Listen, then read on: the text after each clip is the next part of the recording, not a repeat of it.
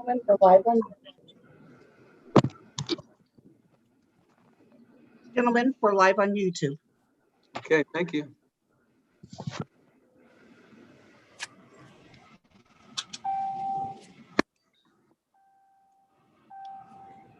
Okay, welcome back to the Joint Appropriations Thursday afternoon. Our next agency that's up is State Lands.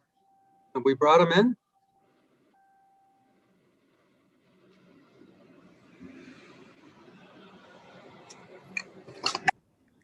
Mr. Chairman, yes. I think we have Director Jennifer Scoggin and Deputy Director Jason Crowder. I believe they're also joined by the Administrative Services Director or Administrator, Amanda Sewell, I believe. Hi, Jennifer. How are you this afternoon? Good afternoon, Mr. Chairman. And in addition to Jason and Amanda, we also have Bill Crabser, the State Forester. I think he's hiding somewhere. And then just out of an abundance of caution, I have here with me Beth Blackwell. She's the Grants and Loans Supervisor in the event that there are questions about any of the SLID programs. So with that, I think we're all present and accounted for. All right, please begin. Okay, thank you, Mr. Chairman, members of the committee. It's a pleasure to appear before you today.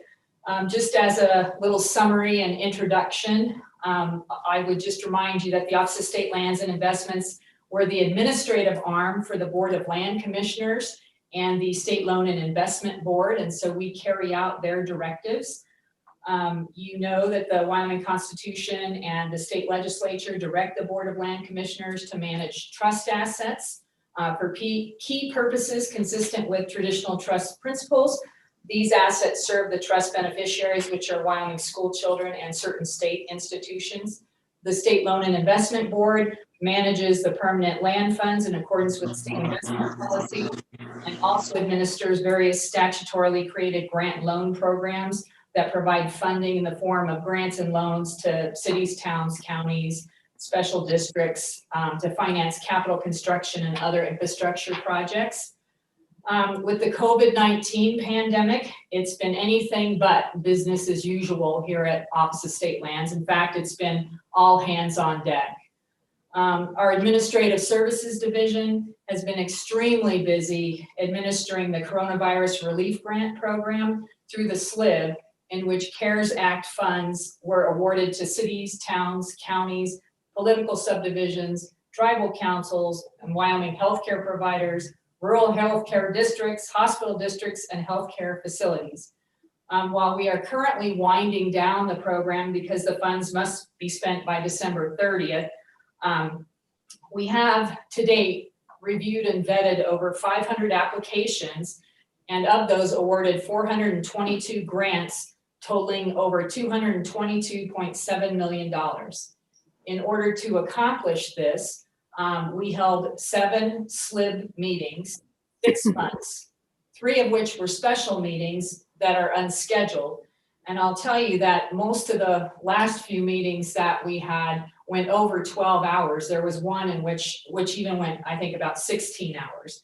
So the staff and the electeds have done a yeoman's job of handing out CARES funding. So now the next piece of this is the Administrative Services Group will do the back end work. They will be reviewing the actual receipts for the funding requests and ensuring that the money is properly reimbursed to folks who've applied for these grants. Now, not to leave out the Trust Land Management Division, they too were busy during this COVID pandemic time. We closed on the Mosky deal. We also finalized and closed on the Pilot Hill Exchange. Also, early in the pandemic, OSLI anticipated that about 75% anticipated a 75 to 80% reduction in revenues for management of the trust lands just due to the pandemic. We were very worried. In particular, due to the impacts of the pandemic on the mineral industry, because as you all know, the mineral industry pays the bulk of the money that we utilize to manage state lands. So with that in mind, the Board of Land Commissioners initiated some relief measures to help industry remain viable while also allowing a revenue stream to the state through the year and beyond. We were approached by several, mainly oil and gas companies, looking for some form of financial relief so that they could get through the pandemic too. So the board's measures came in the form of lease suspension and extension approvals, along with assessment of bonding requirements in light of short-term risk, and imposing relief that might provide a company with some breathing room to make it through until the market comes back. Fortunately, to date, we've only experienced approximately a 30% decline in revenue, so much less than was anticipated, and hopefully we are poised to take advantage of market rebounds. Notably, increased revenue generation is at the forefront of OSLI's agenda, and we are continuing to review existing programs for roadblocks and analyzing new potential opportunities to find ways to increase revenue. We are beginning to set our goals for 2021 in consultation with the Board of Land Commissioners, and we will be working to bring some of those to fruition in 2021.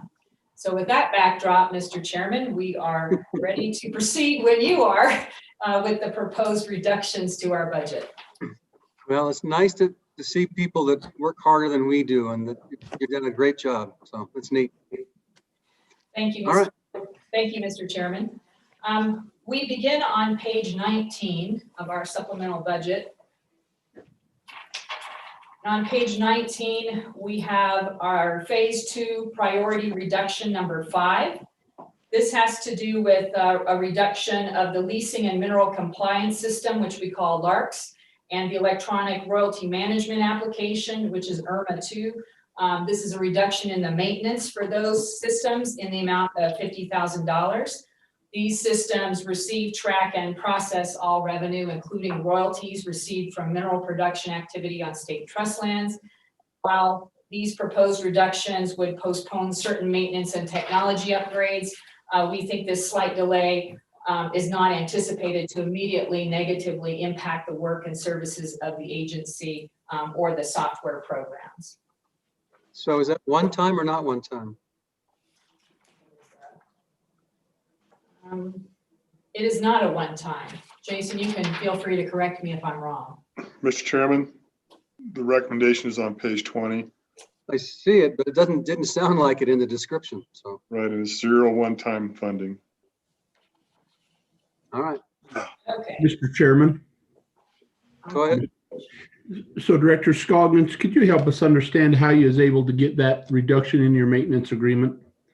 As we have kind of been asking that of our agencies, because in previous budget hearings, we've found that to be difficult. So we'd appreciate any insight you have.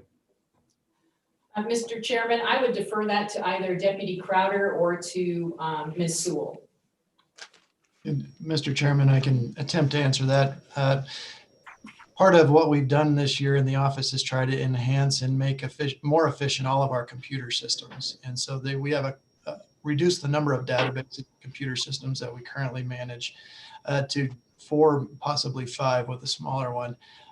In doing that, we've seen increased efficiency in staff time and then customer relations with us. And we are anticipating a further increase in efficiency there by bringing some of the mineral leasing components that are part of LARCS into an existing what we call SLAMs, or surface land asset management system. That will be able to decrease the amount of maintenance that LARCS requires, but not increase the amount of maintenance that SLAMs requires. And I think that's the largest change. Follow up, Mr. Chairman. Go ahead. So Jason, is that in-house? Do that in-house, or is that third-party maintenance? Mr. Chairman, the maintenance for LARCS is a third-party vendor. Okay, thank you. Thanks, Mr. Chairman. Mr. Chairman, Mr. Vice Chair. just kind of an additional follow-up, Jason, how much input or work with the ETS occurred to find this, reduce this maintenance cost and find these efficiencies in your office with these 2 systems?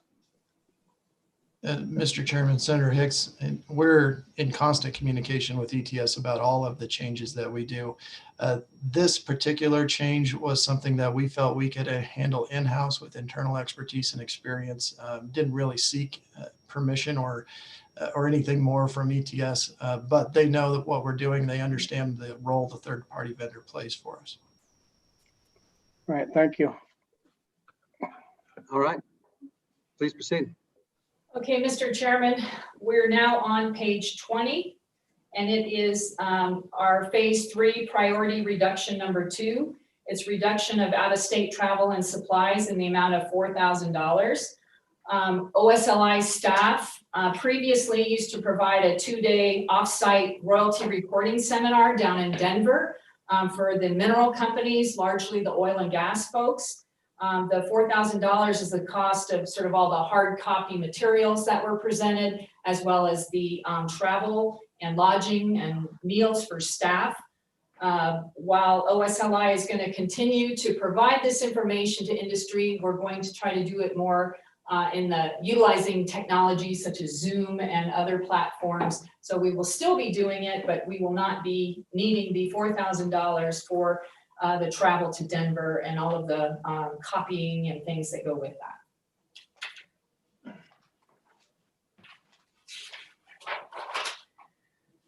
Okay, we are now on to page 21, our phase 3 priority reduction number 6. This is elimination of a vacant position in the amount of $150,228 in salary and benefits. This position has been vacant for some time, since the hiring freeze, I believe. It's a position within the royalty compliance section. It's tasked with royalty reviews and compliance audits related to trust land royalties. We've determined over time that the duties of this position can largely be absorbed by existing agency staff. And while we may see a little bit of delay in services resulting from it, we think that it can be adequately absorbed.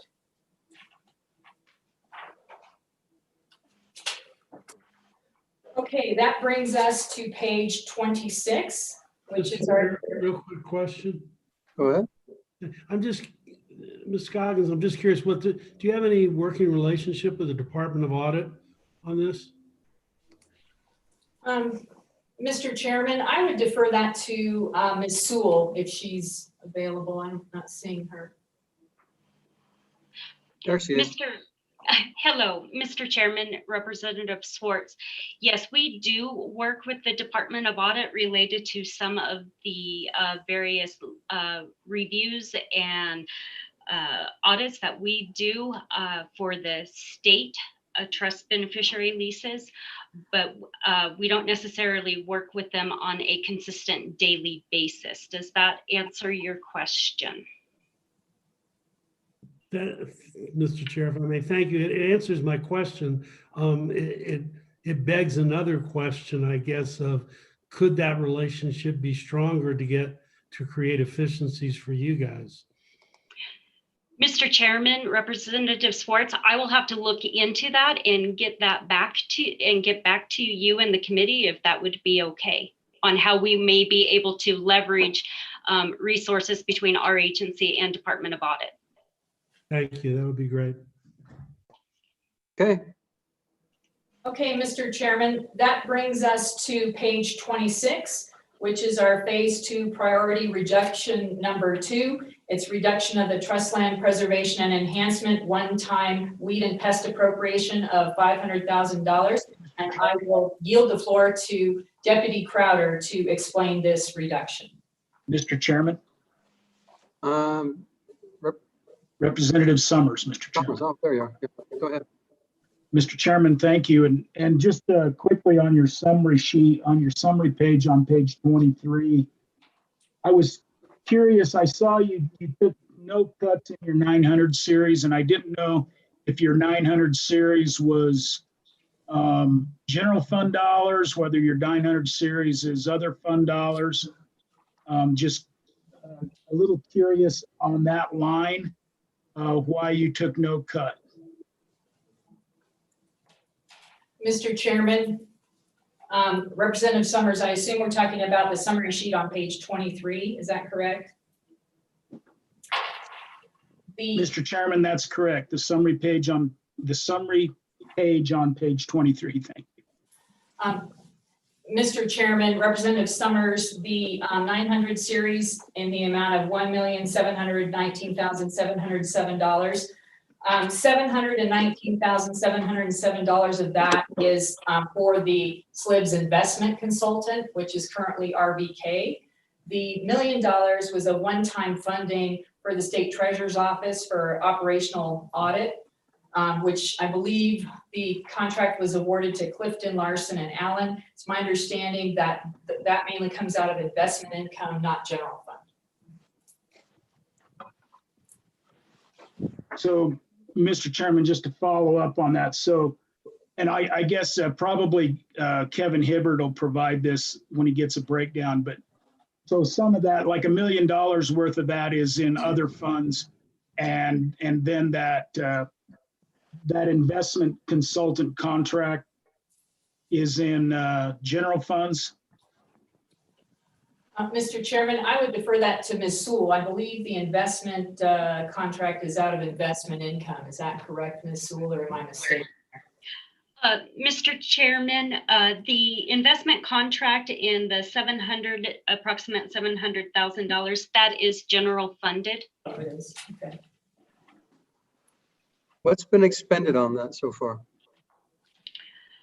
On the investment contract or the operational audit for the treasurer's office, Mr. Chairman, if I could get a clarification.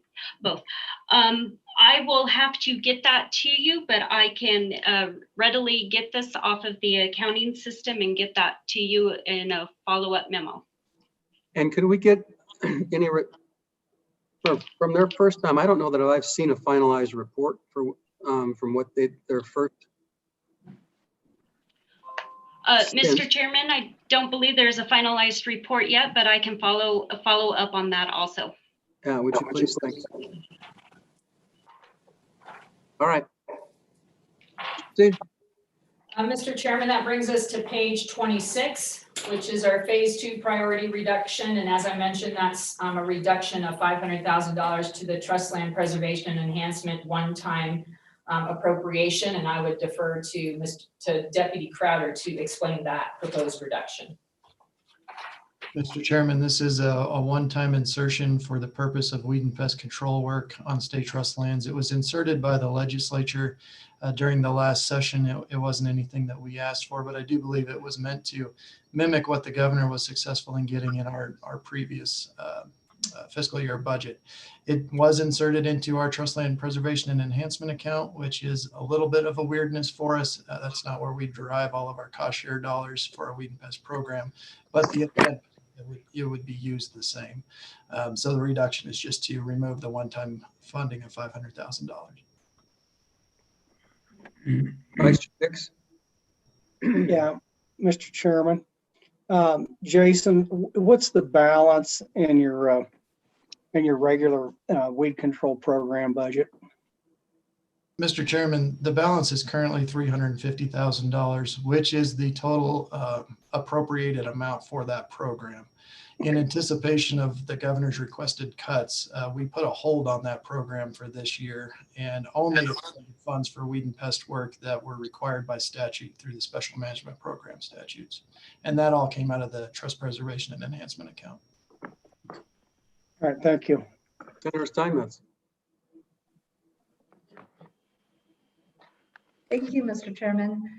I was just wondering why we reduced it by the entire amount. And since we raised the pesticide registration fees, we had more money to allocate to these types of programs. And so just wondering why we didn't have a percentage decrease rather than the whole amount that the legislature appropriated. Thank you. Go ahead, Jason. Thank you, Mr. Chairman. Good question. We don't share in those revenues at all. This funding is 100% general funding from the legislature. So it would be inappropriate for us, I guess, to reduce by a certain percentage because we don't know what that would be or what impact that would have to state lands. Mr. Vice Chair.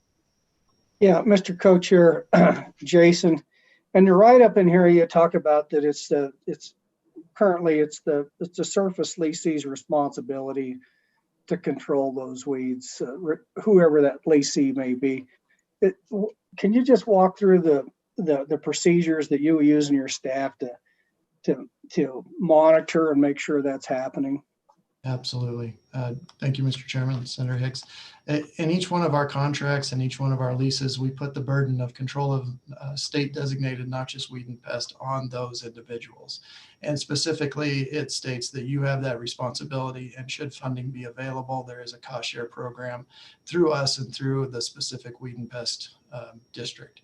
So we rely largely on the weed and pest districts to show us where the important and high priority areas are where these funds should be expended, and to also highlight to us areas where maybe lessees aren't complying with that, or we need to pay a little closer attention. In addition to that, we also leverage individuals at the county conservation districts, and then our own individuals, our own field staff individuals of 5. James Schwartz. Thank you. It's first a comment. Mr. Crowder, that doesn't look like the Kelly parcel you're on right now. So has the state gained a new parcel that I don't know about? Thank you, Mr. Chairman. This is me upholding my side of a bet we made earlier with internal staff. Okay. Fine. You referenced $350,000. Can I safely assume that's the priority number 3, step 3 that's reduced? Mr. Chairman, that's correct. Okay. Once again, Vice Chair. Yeah, Mr. Chairman, I was just wondering if Mr. Crowder, if that was the parcel behind him that he wanted to exchange for the Kelly parcel. It looks more like an airport, doesn't it? Or should be, yes, Mr. Chairman. Actually, Mr. Chairman, a real actual follow-up, if I may, to the step 3 reduction. If so, we're just then all of the responsibility for weed and pest actions now go to the lessees instead of OSLI. Do I have that right? Mr. Chairman, that's correct. We're reducing our cost share program down to 0. It's not intended to ever pay for all of the control efforts on state trust land. There are cost share programs that the specific districts can take advantage of, and our lessees can take advantage of. And then there are areas within the statute specific to the special management programs where we are required by statute to pay 100% of those control costs. And we felt like we could comply with that statute through funding in our trust land preservation and enhancement account. That account is not 100% generally funded. This cost share program for the weed and pest is. Great. Thank you very much, Jason. All right, proceed.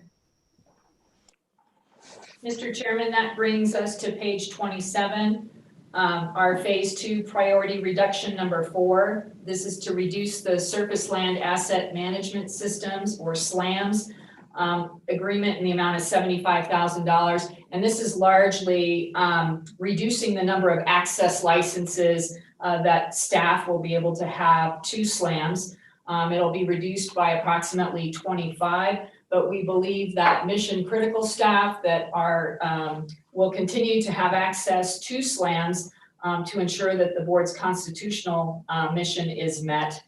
And I would also just say that our SLAMs, our State Lands Asset Management System maintenance, has had some national attention, and Deputy Director Crowder and Ben Bump in our office actually were part of a Zoom call today to kind of tout some of the things that we have been doing internally with SLAM. So with your indulgence, Mr. Chairman, I would ask Jason to inform the committee about his discussion today. What have you been slamming, Jason? Thank you, Mr. Chairman. We're very proud of our internal system called SLAM, Surface Land Asset Management System. And this is the second time that a national company has featured us as far as what we've been able to complete with that program. And one of the things that we highlight is that we feel the system gets cheaper for us over time. So it is becoming broader in nature. It handles all of our land management, land database type records. Every parcel of land is broken down into 40-acre aliquot parts and managed through the system in 40-acre chunks. All leases, all easements, everything is managed through that system. We also manage all the funds that come in, all the revenue, the bills. It generates invoices, it generates automatic notices, those types of things. But our license fee structure is an annual fee structure that we pay directly to the vendor, and it stays right there. There are a couple normal escalators that we negotiate down to a pretty low rate, we believe, but we're able to add more and more functionality to the system as far as adding applications. Staff can add applications, we can have developers add applications, but that doesn't change our licensing structure. So the more we add into the system, in fact, it managed our time tracking, staff time and attendance tracking for a period of time. The more we add to the system, the cheaper it gets through time.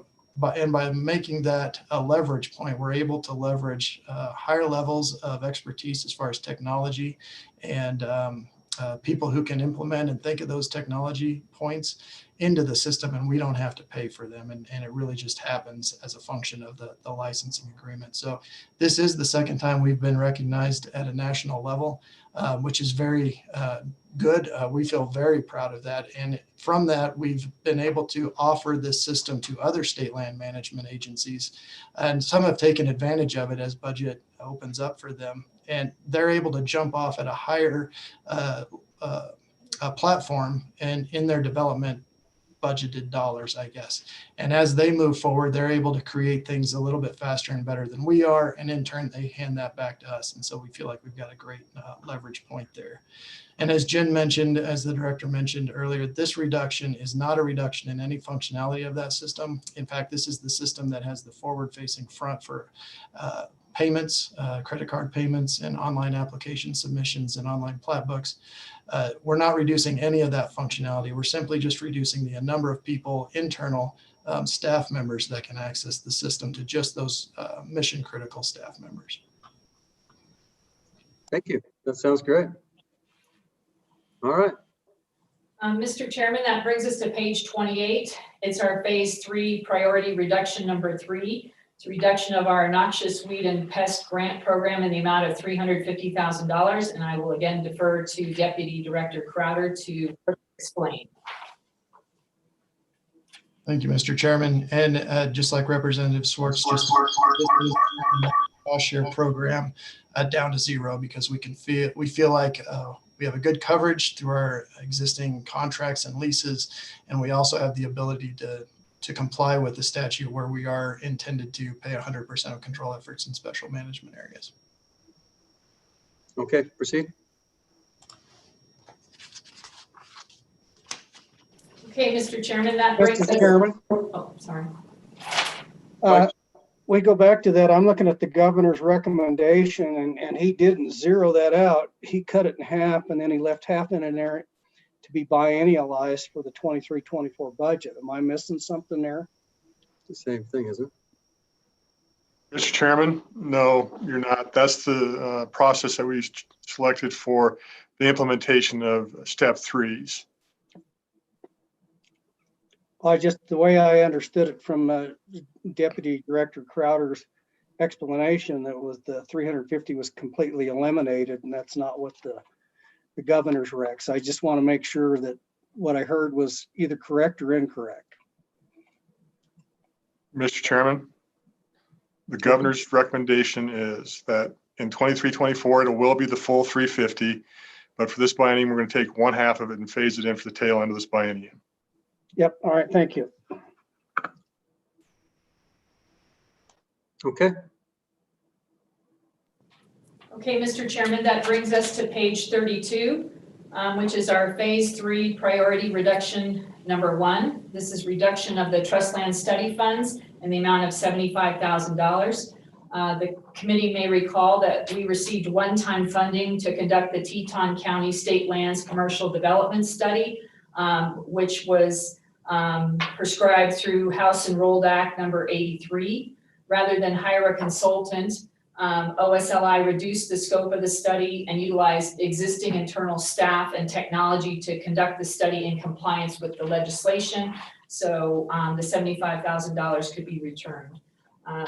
Deputy Crowder, do you have anything else to add to that? Amen. Okay, go ahead. Okay, Mr. Chairman, that brings us to page 35, our phase 2 priority reduction number 1.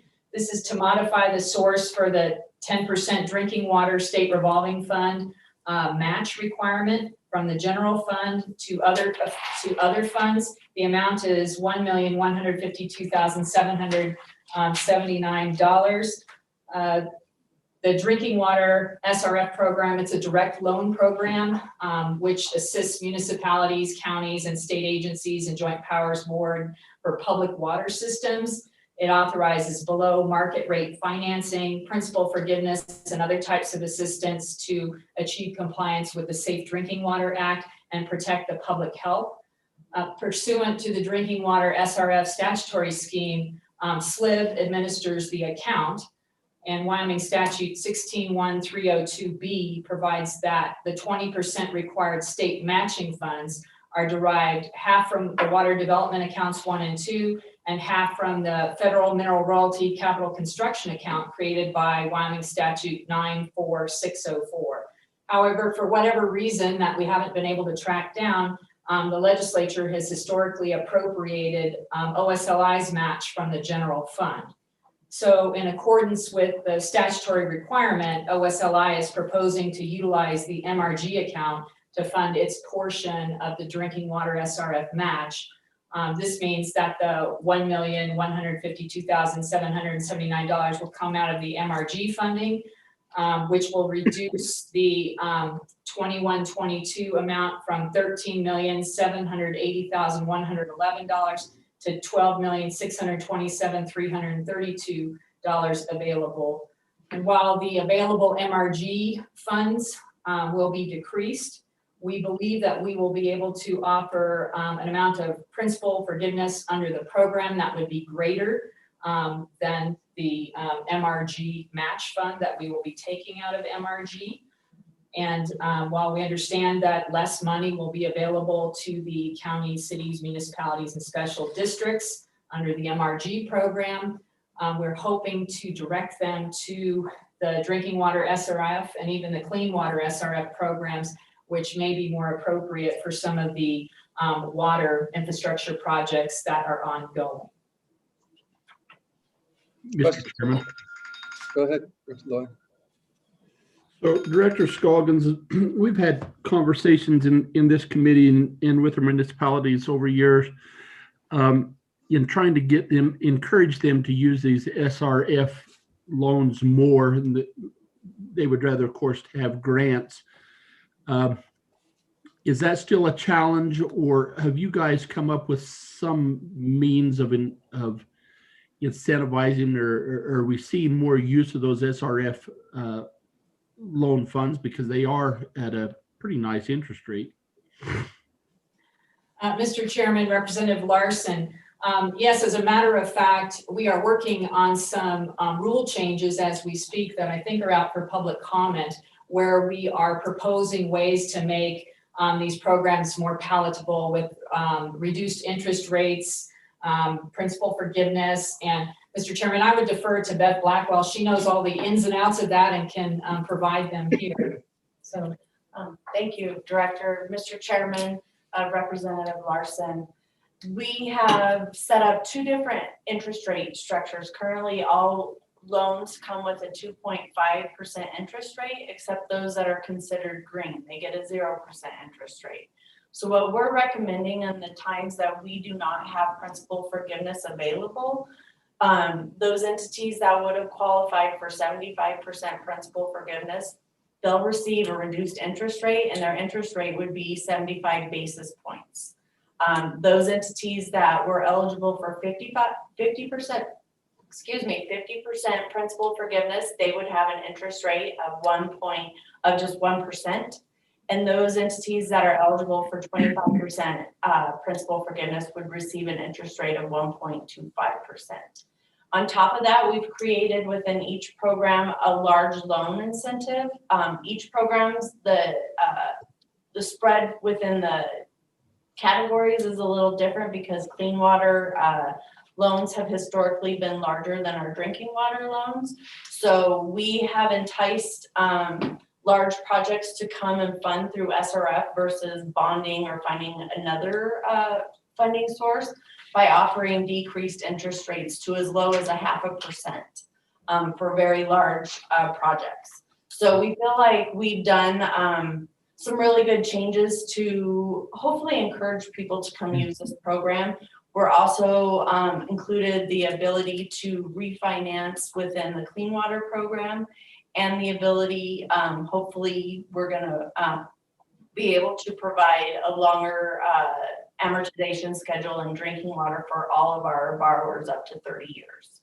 So we're working on many good changes, I believe. Thank you. Very encouraging. Okay.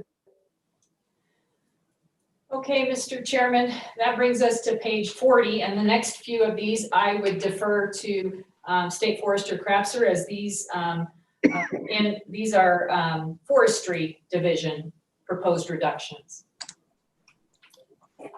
Good afternoon, Mr. Chairman, members of the committee. Like the rest of the agency, we've been, State Forestry has been pretty busy this year in the world of COVID. You all know that we've moved forward doing good neighbor projects with the Forest Service, the BLM. Right now, we have 17 of those projects where we're actually utilizing state contracts on federal land to get work done on federal land. Of those 17 projects, 15 of them have timber sale components to help support the industry, predominantly the mill in Saratoga and the mills up in the Black Hills. So we've kept moving forward with that, even with our COVID. We red carded for fire 1,200 county personnel this year to be available for fire. And obviously our training was a little bit limited this year because of COVID. We handled county billings for over 300 personnel that were out of state assignments. As far as fires go, this year so far, we've had 1,068 fires reported in the state, which is pretty close to a record number of fires. Unfortunate news is 65% of those were human-caused fires. So we've seen a huge increase in human-caused fires in the state over the last few years. We had 19 emergency fire suppression account fires, 2 FEMA FMAG fires. This year we were able to put 2 single-engine air tankers under contract. They responded to 55 fires, and our state helitack responded to 47 fires. With our little division, we put 30 of our personnel out on fires this summer. So like the rest of the agency, we haven't let any grass grow under our feet. Mr. Chairman, I'd refer you now to page 40. The reduction on page 40 is our step 2 priority 3 reduction. It's to permanently assigned vehicles. It's $26,866. It's approximately 10% of our vehicles, or 4 vehicles that we dropped out of the fleet. We looked at them very closely. We determined on normal operations, we can get by with those 4 less vehicles by using pool vehicles, especially here out of the Cheyenne office. The only time that it hits us hard is in a fire season like this year, where everybody's running every which direction. And then we kind of have to scramble for vehicles, but we believe we can make that work. Mr. Chairman. Go ahead. Thank you, Mr. Chairman. Your narrative said you're reducing by 3 vehicles. Is it 3 vehicles or 4 vehicles? First paragraph under section C on page 41 in that narrative. Mr. Chairman, Representative Walters, the narrative says 3 to 5, and when we did the numbers, we went with 4. If that makes sense. Does that answer your question, Representative? Yeah. It does. The language just didn't read quite the way I thought it did. So thank you. I apologize. I'm a forester, so my language sometimes isn't the best, probably. Mr. Chairman, on page 41 is our next budget reduction. It's our step 2, priority 6. It's to reduce our fire operations supplies by 10%, or $21,154. This is simply a belt tightening, looking at where we are on supplies, and we felt we could make that reduction without reducing safety or operations. Moving now to page 42 is our step 3 priority 4 reduction, and it's a funding reallocation. What we're proposing to do is take one position that is currently general funded and move that position to federal funded. The ramification of that is the grants we get from the Forest Service, U.S. Forest Service, federal grants, we're able to move some things around to fund the position with the federal dollars. Will reduce the pass-through that we can put to counties, communities, landowners. We looked at it pretty close because we didn't want to have to reduce that pass-through. The fact of the matter is, if we don't have that staff person in place, we're not going to get any of the federal dollars. So it would be reduced anyhow, the assistance to the counties.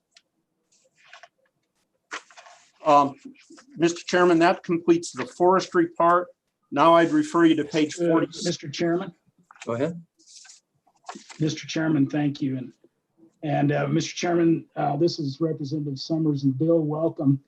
I ask everybody this. It looks like you have 42 authorized employees and you've made no reductions in your 100 series. So could you speak to that a little bit? Mr. Chairman, Representative Summers, we looked at where we're at really close. As I know everybody's told you, we're lean with what we've got. We felt that moving some things around, changing some positions to federal funded so we can continue those streams and we can continue the support to the ground were the best way to make reductions at this time. We also, I don't want to get into history, but with the 15 cuts, we did lose 4 positions. So we were down where we thought we had to look other places for it. Mr. Chairman, I'd now refer you to page 47, which moves into our fire unit for our fire budget. Our first reduction that we show on page 47 is step 2, priority 7.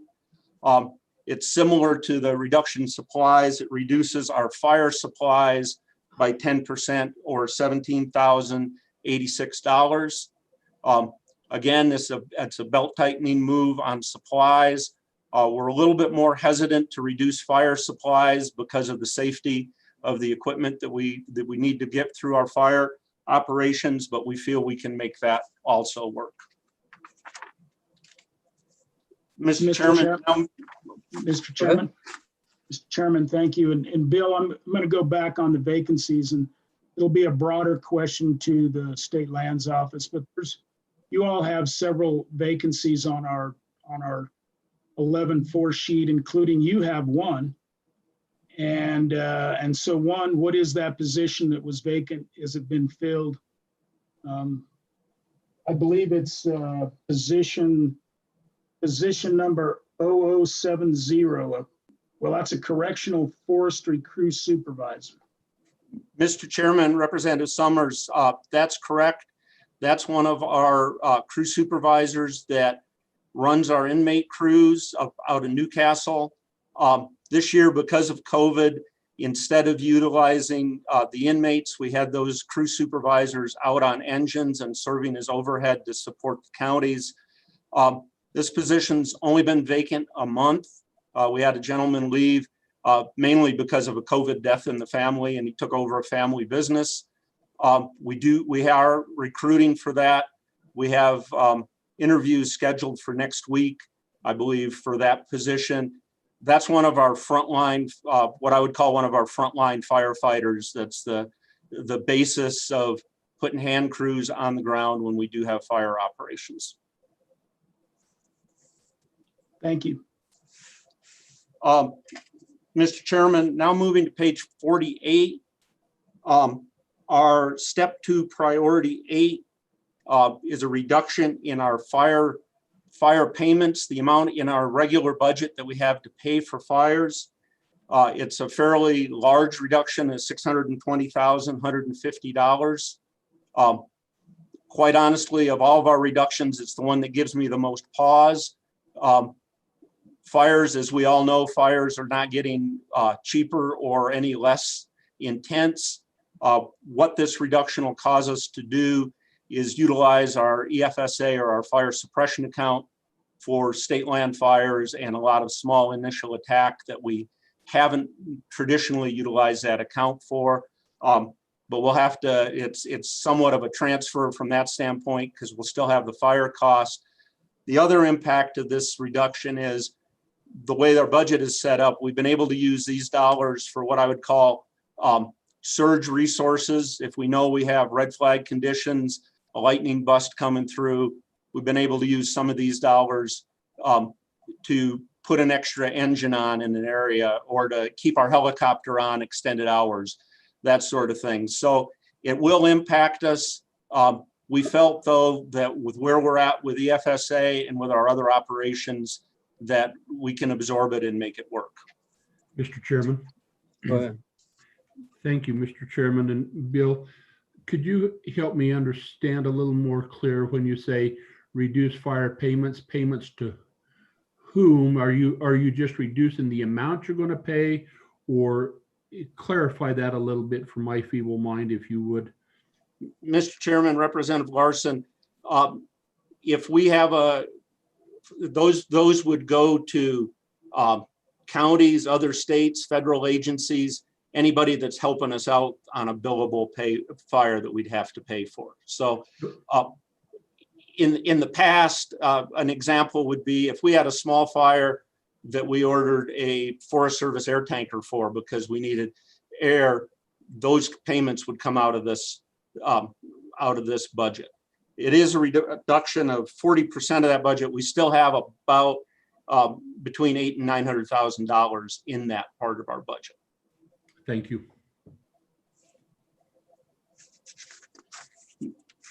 Mr. Chairman, now moving to page 49. Our next reduction that we have is step 3, priority 5. This is another reallocation type of reduction, but within our fire budget. It would take 2 positions, which are now generally funded, and move them to federally funded positions, $255,844. Again, that would impact money that we had available for pass-through, but without those 2 positions, we wouldn't get any federal money for pass-through. So it does have the same type of impact. Mr. Chairman, I believe that that's the end of my reductions to talk about, and I'd be glad to answer any questions you have about the forestry or fire budget. Further questions? Mr. Chairman. Go ahead, Mr. Vice Chair. So Bill, how much did we spend out of the ESA account? How much is left in there? Mr. Chairman, Senator Hicks, we started the season with about $16 million available in that budget. Now, we've discussed this before. The way the bills from the payments from the Forest Service, we still have some fires from several years ago that we know the bills are coming. The Forest Service hasn't sent us the bills yet. So if you look in the Wolf system, the numbers will be different from what I'm saying. But we started with about the season with about $16 million available, and we spent somewhere between 7.5 and 8 million. We're not quite sure on the estimates right yet, but that's about where we're at. So we're looking going forward to having somewhere between $8 and $9 million balance still in the suppression account. So can you tell us what our last 10-year average drawdown on that? Because that would include a couple of bad fire years and then a couple of wet ones. So any idea on what the 10-year average is? Mr. Chairman, Senator Hicks, our 10-year average, not counting this last summer, but previous to this last summer, our 10-year average was $5 million a year that we spend or commit out of that. suppression account. We've had, like, as you say, we've had some big years, we've had some light years, but that has the 10-year average, 5 million a year. So what's, Mr. Chairman, follow up, what's the worst year we had as far as drawdown? And how much was that? Mr. Chairman, Senator Hicks, we had a drawdown of about 35 million in 2012. It doesn't really show in the account because we didn't have anywhere close to that money in the account. The governor had to raid other accounts, and you all gave us a big appropriation to bail us out that year. But the big year, that was the biggest year, and our smallest year, 3 or 4 years ago, we had a year where we had 0 out of the account. We didn't have any large fires. And Mr. Chairman, just one follow-up question along those lines. So given that we've had a $35 million year for fire, how does that shake out with some of our neighbors that have comparable level of forests, say Colorado, Idaho, and Montana? Mr. Chairman, Senator Hicks, we are consistently lower than any of our neighboring states as far as fire costs. Part of that is our land makeup, the scattered ownership of private. We don't have as many big blocks of private as some of the other states do. Part of it, quite honestly, I'd like to take credit that we are a lot more aggressive with our federal partners on cost shares than some of the other states are. Thank you. And Jason, do we have any impact in the snowies, and what was the federal cost of that this year? Representative Nicholas, Mr. Chairman, do you want me to answer that or Jason? Yeah. That? Okay. Okay. John's got me confused. Yeah, Jason had a weird look on his face. I didn't think he knew the answer to that. The fire in Albany County, the Mullen fire, was 176,000 acres. Largest fire, single fire in our state's history, in recent history. About 98% of the fire was on Medicine Bow National Forest or on BLM. So we had about, on private that would hit the account, on private and state, we had about 2% of the fire. So, Mr. Chairman, the estimate for the cost of that fire, total suppression costs $47 million. So our 2% is roughly $1 million that our liability be on it. We did get a fire management assistance grant from FEMA on it. So we will get some reimbursement that goes back into the suppression account from that fire. It's supposed to be 75% of all eligible costs. As you all know, when we deal with federal agencies, that's a moving target. So I always figure what our cost on a fire is, we will probably get about half of that back from FEMA if it's a FEMA fire. So I'm expecting we'll get about $500,000 back from FEMA from that fire. Okay, further questions? Senator Steinmetz. Just one really quick one. Thank you, Mr. Chairman, as we move along on our agenda today. But as I'm listening to all the agencies, not just this one, we're transferring a lot of folks that were partially generally funded onto federal funds. I was wondering, does that change any of their job responsibilities or duties, or are they vastly the same? And if they are vastly the same, then why have we been paying for them all of this time, or are these new programs? Could you answer that for me? I'm fairly new to this committee, so if it's a known fact, I just don't know it yet. Thank you. Mr. Chairman, Senator Steinmetz, those positions will be doing the same thing they've done before. They're the program managers that manage the federal dollars we have. The reason we haven't switched them to Fed before is we've been able to utilize that money to pass through to fire departments, to counties, to communities, that sort of thing, where now we're going to have to hold more of that money to cover salaries for the people that put those programs on the ground.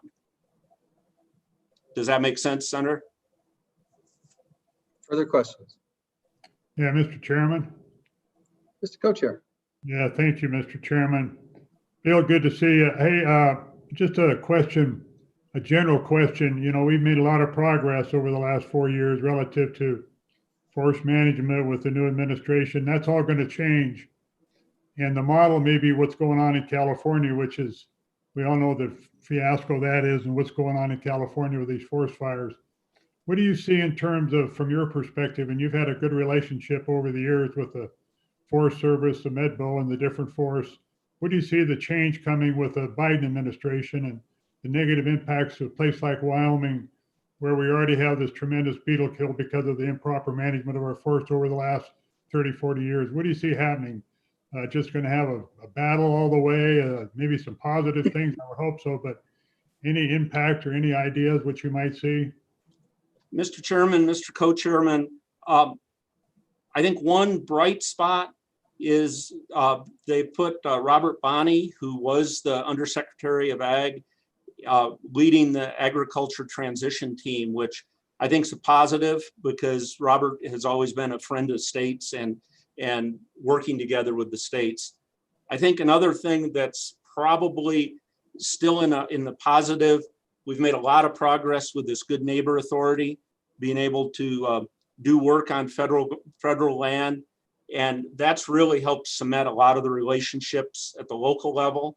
So I think any issues are going to be probably policy or NEPA issues at a higher level, but I think we're in a really strong place with the local forest and the local BLM. So I see some opportunities there. I think even though we don't like to put it on the forefront, as we look at where the administration is probably going to go on some climate issues, I think we have some opportunities to improve forest management, work with the Forest Service closely on some carbon type storage things. So I guess I'm not totally pessimistic at this point in time. Mr. Chairman. Okay, go ahead. Mr. Chairman, thank you. And Bill, I know this is just an opportunity for me to ask you this question. One, and we have a really good working relationship with our local forest office, but, our association has permitted cow camps on the forest that some of them are either been burned around now or literally in a fire or are sitting in the middle of dead trees. And I'm just curious as how, I hear we're doing a lot on forest management. I'm not seeing it in the Bridger Teton.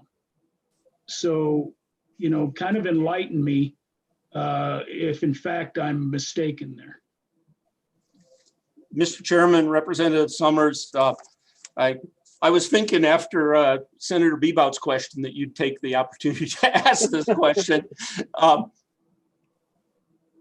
Relationships are different on different forests. We make progress where we can make progress. We do have, I'm a little bit heartened, I think, on the BT right now. We do have a Good Neighbor timber sale that we are moving forward with them on, and that we're going to be administering for them, utilizing state contracts and doing it under the state. So we're getting there. It's just slower some places than it is in others. The other stumbling block that you have out in that part of the state, as you know, is the lack of any mill infrastructure. We're very fortunate on the Black Hills, on the Medicine Bow, and to a lesser extent on the Bighorn, because there's still a little bit of industry, a little bit of infrastructure there. So there's some interest in some of the products. It's with the scattered mills over in eastern Idaho or the mill in Evanston, it's a little bit tougher sell on the west side to get industry really interested. So I'm a little heartened. I think we're making some progress, and we're going to keep hammering at it. Thanks, Bill. And I appreciate all your work, all of us that live around these forests. And we know you guys come in and help on these fires. It's an important thing. So thank you a lot. Mr. Chairman, Representative Summers, while you are asking questions, before you ask me the question on why I haven't reduced the 900 series in my fire budget, that entire amount is for the helicopter contract that we have to supply initial attack around the state. So that's why where that is. And our calculations are we're saving the state about $8 million a year by having that program in place. Mr. Chairman. Go ahead. Thank you, Bill. So I too'd like to get off in the weeds just a little bit and get your opinion on the conversation we had with the Forest Service at our select Federal Natural Resource Committee, and are concerned that they're going to reduce those timber sales over in that Black Hills country based on some analysis. And my take home from that was that they was going to hold it as is until they came up and got more concrete numbers. But what was your takeaway on all of that? Are you concerned, or am I overreacting here?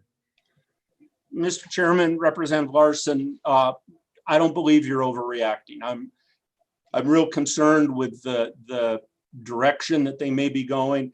I'm real concerned with the way their research arm laid that report out, because my view is, regardless of how the Forest Service chooses to move forward on the Black Hills, by the way they release that report, they've given some detractors that would like to see the timber sale at zero almost an open invitation to start litigating the forest plan. Okay, Mr. Chairman, we'll talk later on this. I just don't want to let this thing drop. And if there's something we need to be doing, we'll talk about that. Thank you. Yeah, Mr. Chairman. One other thing, Bill, too, is there's been a real improvement in the Du Bois Ranger situation. And turns out you probably know the gentleman. He used to work in Oregon until the White Owl fiasco put him out of business. But he sure brings a different perspective to that area.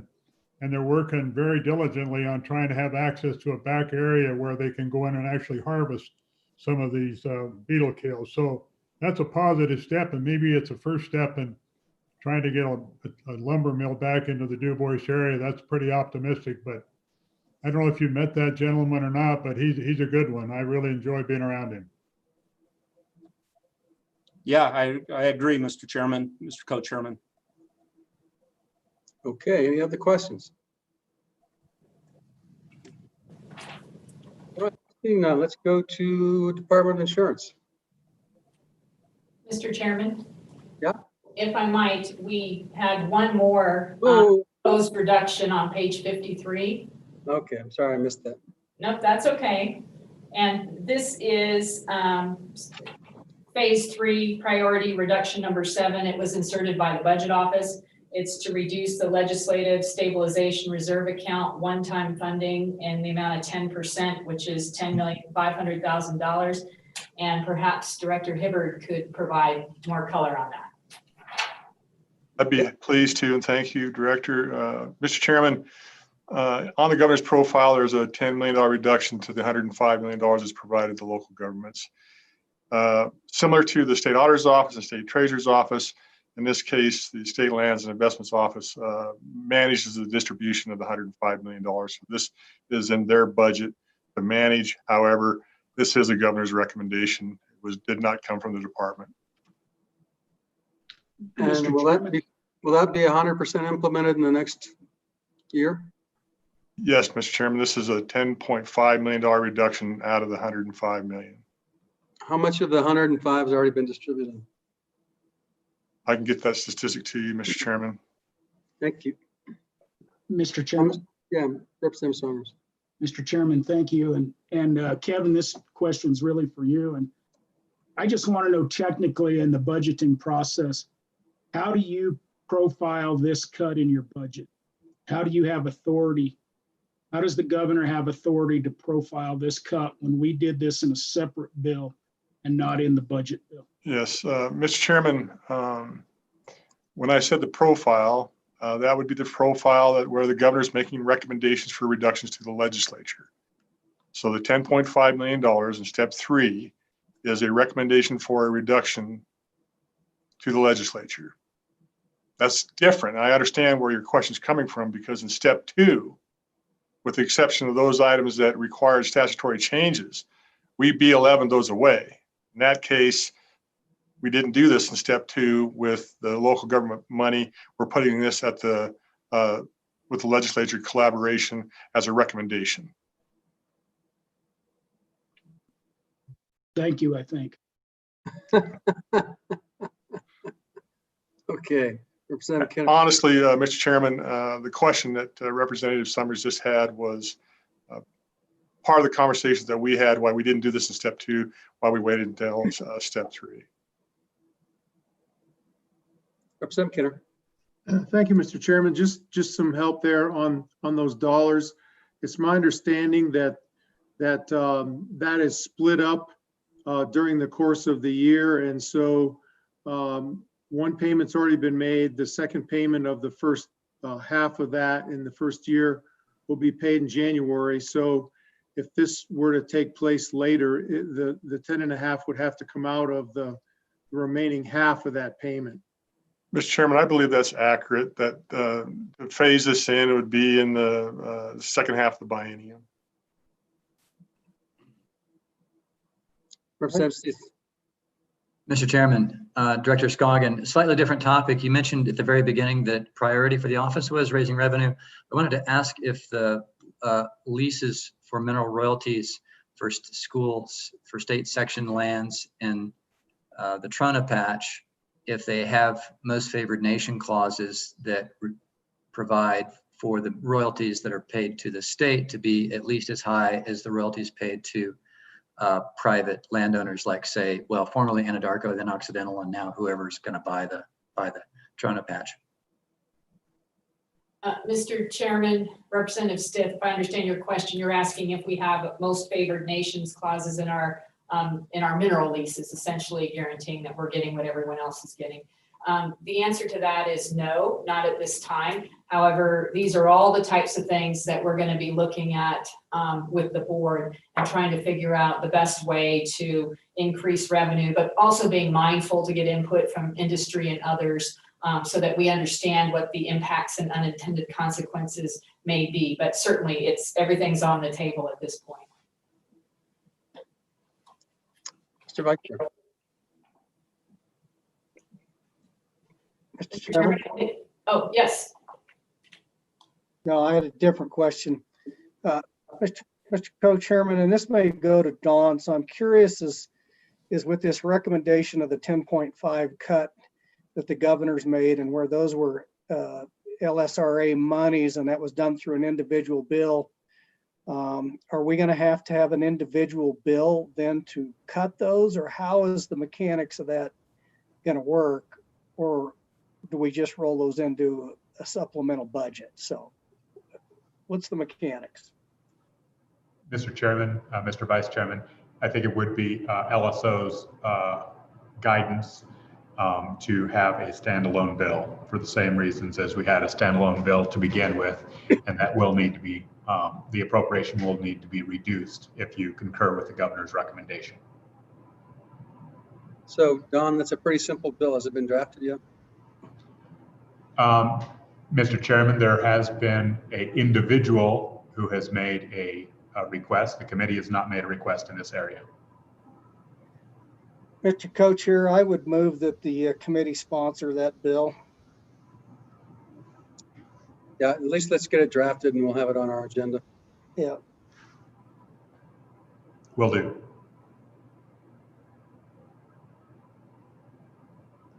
Okay. Anything else? Now we'll take the Department of Thank you, Mr. Chairman. Thanks, Jennifer. Good work.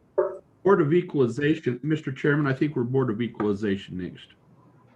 Mr. Chairman, the Board of Equalization is next on the agenda. We have reached out to them and they have not joined yet. The Department of Insurance is here. Well, let's go to them then.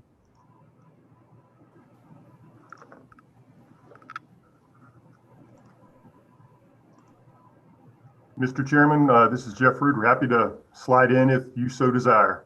Yeah, go ahead. All right, Mr. Chairman, committee members, my name is Jeff Root. I'm the Commissioner of the Department of Insurance. In the adjoining office is Miss Linda Johnson, the Deputy. and hopefully between us, we'll be able to answer any questions you have.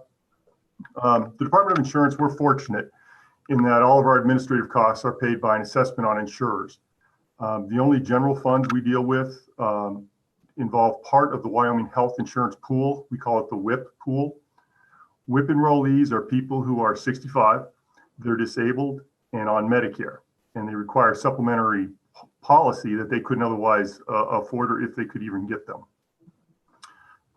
There are two types of enrollees. There's level 1. These are the people who make over 250,000 percent. I'm sorry, 250% of the federal poverty level. And then the level 2 people are those that make under 250% of the federal poverty level.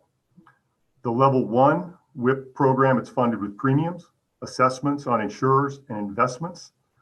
The level 2 WIP individuals, that part of the program is funded by premiums, assessments, investments, and the general fund component. And that's the only general funds that we really deal with.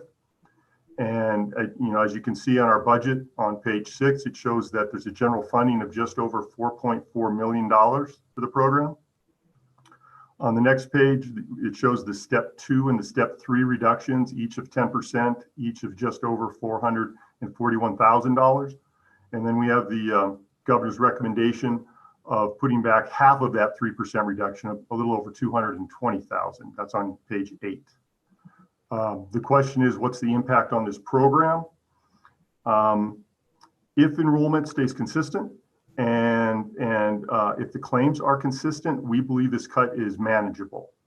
The budget is calculated by actuaries ahead of time, and they always have been conservative and built in a little bit of a cushion. And at this point, unless there's a rather large spike or increase in claims, I think we'll be okay. The one unknown factor we have in all of this is there's a Supreme Court case pending, and we'll get the ruling in the next 6 or 7 months involving the Affordable Care Act. And if it affects the Affordable Care Act, and if it either rules against it or it somehow reduces it, we would have a scenario where there would be other folks that would want to get into this program. And we'll have to address that and just wait and see how that plays out.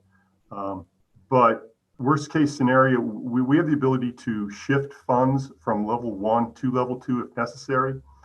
And we also have the ability to deny or limit enrollment if necessary.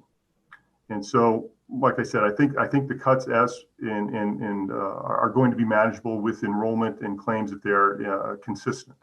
So happy to answer any questions about that or anything else regarding our budget if the committee desires. Mr. Chairman. Go ahead.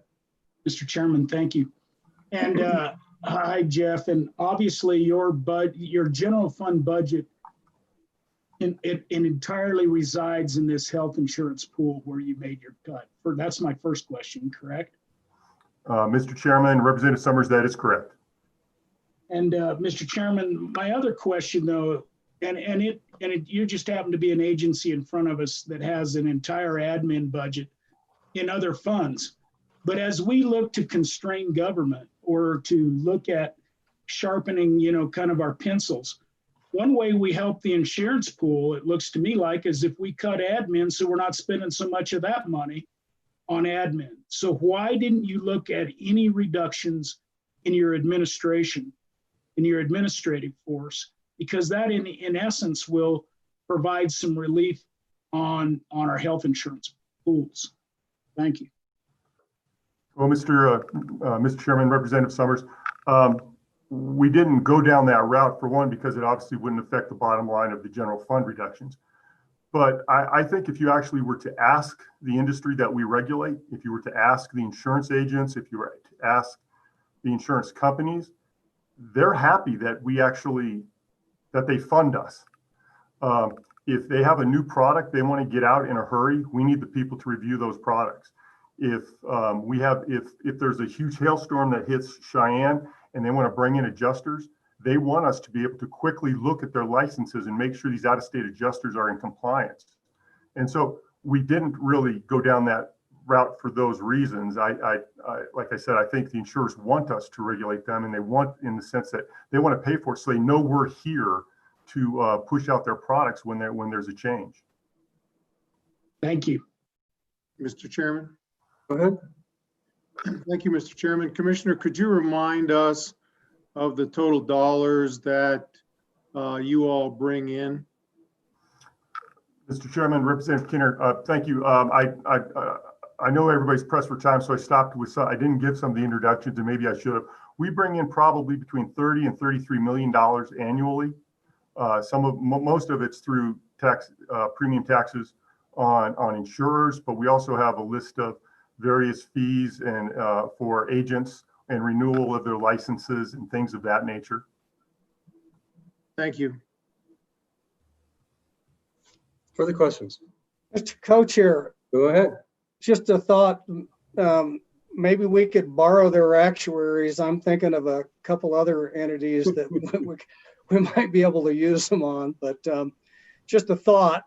We may want to get the name of those actuaries. Mr. Chairman? Go ahead. Thank you, Mr. Chairman. When was the WHIP program initiated, and are states required to have a program like that? Mr. Chairman, Representative Walters, initially, I believe it came about in the 90s. I don't believe there was a requirement. I don't know if Ms. Johnson knows anything on that. I don't think there's a requirement. I know that we started putting the general fund component into the program around 2007, but it initially started back in the early 90s. Mr. Chairman. Go ahead. Thank you, Commissioner Rude. Thank you.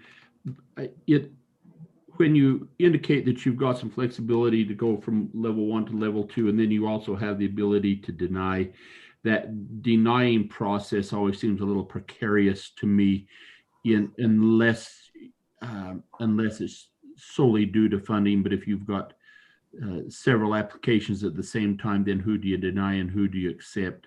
Do you kind of have a policy for, and I understand why the need to do it, but you kind of have some policy in place in the event that happens? Mr. Chairman, Representative Larson, to my memory, we have not had to deny people entry in just based on dollars. There was initial look on individuals to see if they could find insurance in the market. And if they could, then we would deny them entry. But at this point, we haven't had to deny anyone entry. We would in essence, I think we would just cap enrollment. And if you're, if enrollment right now, if it's 907 and we felt we had to cap it at 940, we would cap it. And if you missed it, you missed it. We don't do a subjective analysis of the comorbidities of each of the individuals to see who's more needy. Thank you. Good idea. Representative Kinner. Thank you, Mr. Chairman. I wanted to add just a little more context to Representative Walters' question about when it started in 1990, but also interesting to note, if I remember correctly, that there is a sunset in 2030. So that would I guess within the next 10 years require a huge lift to take a look at that. So has anyone, any interim committee looked at possibility of stopping enrollment, raising premiums, or reducing reimbursements in order for save general fund dollars? Mr. Chairman, the way the statute reads right now, the premiums, for example, there's a little flexibility there. The premium calculations for the level 1 people, it's between 150% and 205% of the largest carriers with a similar plan. For the level 2 people, it's between 100 and 140. And so there is flexibility built into the statute where we would look at the numbers and we could increase premiums to a point. But we're prohibited from going beyond that box. We must work within. So the short answer is we have not looked at that at increasing those figures at this point. So if we direct you to save as much general funds as possible by acting within your rules, would that be hard for you to do? Mr. Chairman, I'm thinking through this a little bit. I would get with the actuaries and sit down. As I said previously, the general fund component started in 2007. Before that, there were no general funds. And so we could revert to that if needed. The people that would be hurt the most would, I think, be those level 2 people who make less than 250%. That general fund component makes their premiums a little more affordable, but it could occur and the program would still be there. Mr. Chairman. Representative Larson. So, and Commissioner Rood can correct me, but it sticks in my mind that when the Affordable Care Act came out and was implemented, the Labor and Health Committee did go back on the, as requested by the Insurance Commission, and adjusted those. And so those levels of funding, the 140%, are not, they're kind of a magic number, because that's the group that don't qualify for any Affordable Care Act insurance. You've got that one group that just falls in the gap, and so this provides a means where they can get insurance because they don't qualify. They're the poorest of the poor, and they can't get insurance through the exchange. And so I think that Commissioner Rood sticks in my mind that we did make some adjustments to that whole statute about that time. Am I correct on that, or am I just chewing mushrooms? Mr. Chair, Representative Larson, your memory is a little better than mine. That might have actually happened before I came to the department, but the figures work out. That would be the group that would not, that don't have access to the Affordable Care Act because there's not there wasn't a Medicaid expansion. And so they fall, there's that sort of that hole there, and this was sort of the net for them. That makes sense just from a numbers perspective. But it doesn't make sense with what the description is of above and below 250%. So is there a separate rule that captures the 140? I am not sure, Mr. Chair. I know the 138, I thought, was where the Medicaid expansion would kick in. And so the 140 is probably there for that reason. Mr. Co-Chair, it sure looks to me like we need to have one of the committees take a pretty hard look at this. I don't know if it would be corporations or the health committee, but I just think we ought to take a really good look at it and see if there's a way to, change those numbers around if it's possible, to try to make the program more self-sufficient. Yeah, or even just reduce the, or eliminate general fund dollars out of the income above 250. Yeah. So I think, Don, let's have a directive to have the labor look at this and come up with alternatives to minimizing or reducing general fund dollars out of the funding process, because obviously we did it when we had money, but particularly out of the level 1 participants. Mr. Chairman, the general fund component only it does affect those level 2 people, and the funds, general funds, cannot be used to on any of the claims for the okay, yeah, then just direct it to the level 2. And we'd like to know, if we cut it in half, what the impact is, what the rates would have to go up to, just to have an understanding of that information. And perhaps you can provide us that information, Jeff. Mr. Chairman, I'll see what I can do. I might be able to, we'll see how much I can impose upon the actuary. They're actually not in-house here, but we'll see if we can get some information. They can run some numbers for us. All right, thank you. So the other thing we want to know is, you said that there's a climbing participant rate. And so we'd like to know what that trend is and what that costs, so that we know what, if this is going to continue to grow, it's even more important that we do something. We can look at that, Mr. Chairman. I was actually a little surprised. I think the initial thought was 2 years ago when the governor signed a bill allowing for the coverage of organ transplants. we thought there would be greater growth than what there has been. There's been maybe a 1% growth at this point, but it's been slight, but we can certainly look at that and be willing to look at that to come back to the committee with. Okay, thank you. Further questions? All right, seeing none. Do we have the Board of Equalization online? Mr. Chairman, we do. We'll admit them right now. Right, thank you.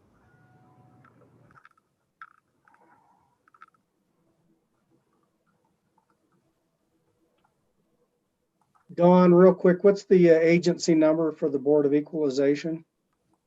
Mr. Chairman, it's 211. All right, thank you. It shouldn't take very long. They have one unit administration. And Don, I'm not finding any handouts from them. Is that correct?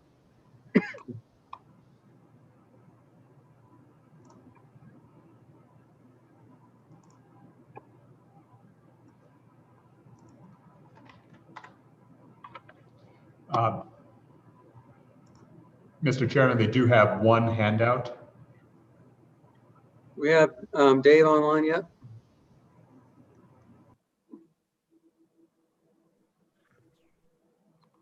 I'm here. Yep, see Senator Mockler. Good afternoon. Hello. Hello, Jane. How are you? I'm doing okay. Don't know, obviously, how to do Zoom meetings. All right. All right, so let's proceed. Okay, I don't know how you guys want to go about this. The Board of Equalization did step 1 COVID, which was to put a position on hold. Step 2 was to eliminate that position. And then step 3, we did some eliminations in our operating budget. So do you just want to go through what those were and what that position was? How do you want to go? Yes, please. Okay, so in the step 2, because step 1 was the hold, in step 2, we eliminated our attorney staff position. That position is the attorney support for the board. It's the hearing officer, the liaison with the public, the research assistant, basically for the non-attorney member of the board, me. We eliminated that position, which was about 18% cut to the budget because we're entirely 90% personnel. So that was $271,127. I think in our narrative, we explained that it just means that we're going to have to rearrange who does what on the board. Both the attorney members, Marty Hartzog and Dave Delacath, will do more of the research. They'll do the hearing officer position, and they'll liaison with our staff to make sure that we don't have direct contact with taxpayers.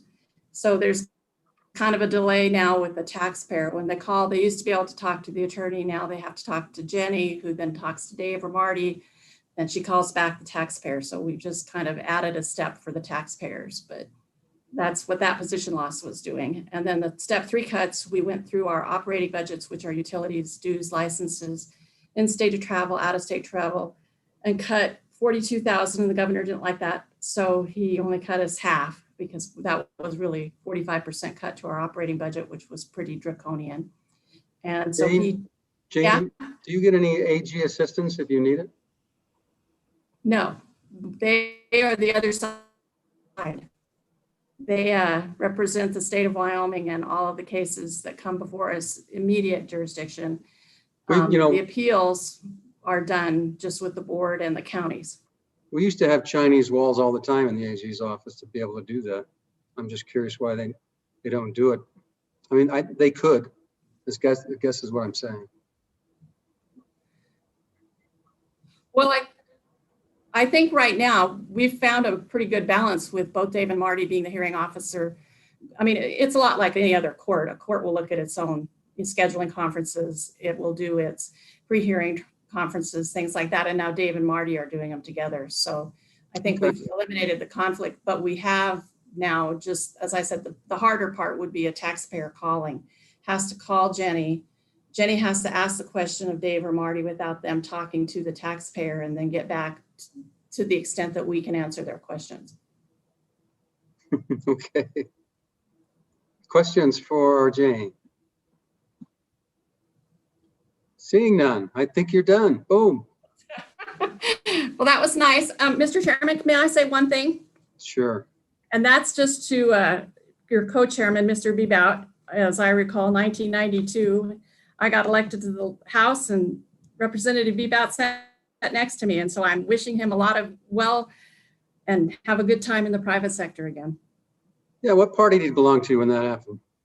Yeah, I think he was, of course, no, I just become a Democrat the year before. So Eli and I kind of just switched positions.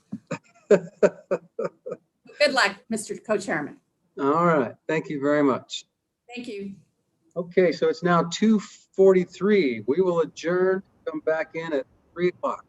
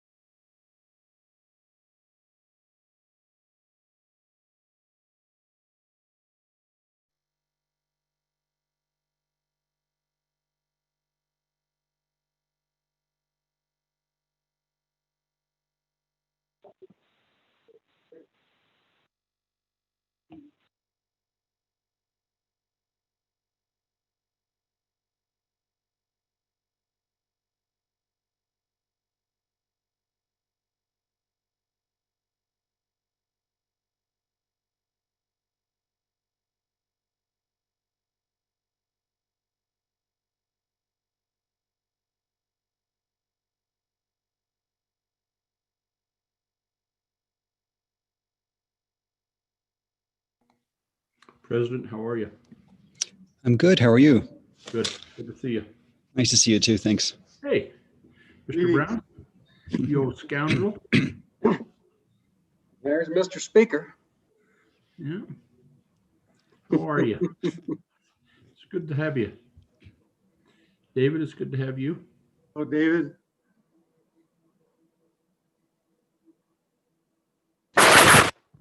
Be here. Hey, Kermit, good to see you. There's Tom, there's Neil. Hey, thanks. I miss all you guys a little bit. No, you don't, Kermit. You miss us, but. Hi, Michelle. How are you? Hi, Michelle. Good afternoon, gentlemen. I'm well, and gentlemen and ladies, nice to see all of you. I have a slight bandwidth issue, so I'm going to turn my video off.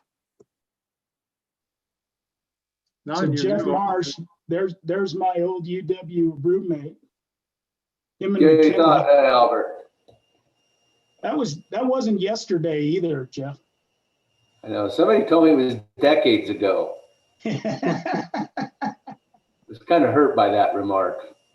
I think I kind of resemble that remark. How are things, Albert? Good to see you, sir, and everybody else. Doing as well as can be expected. Good to see you, Jeff.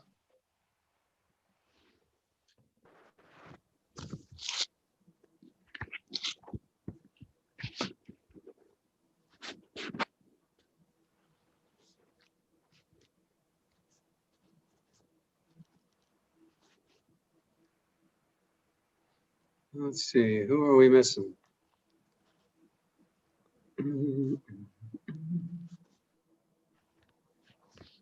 Senator Hicks is missing. Maybe.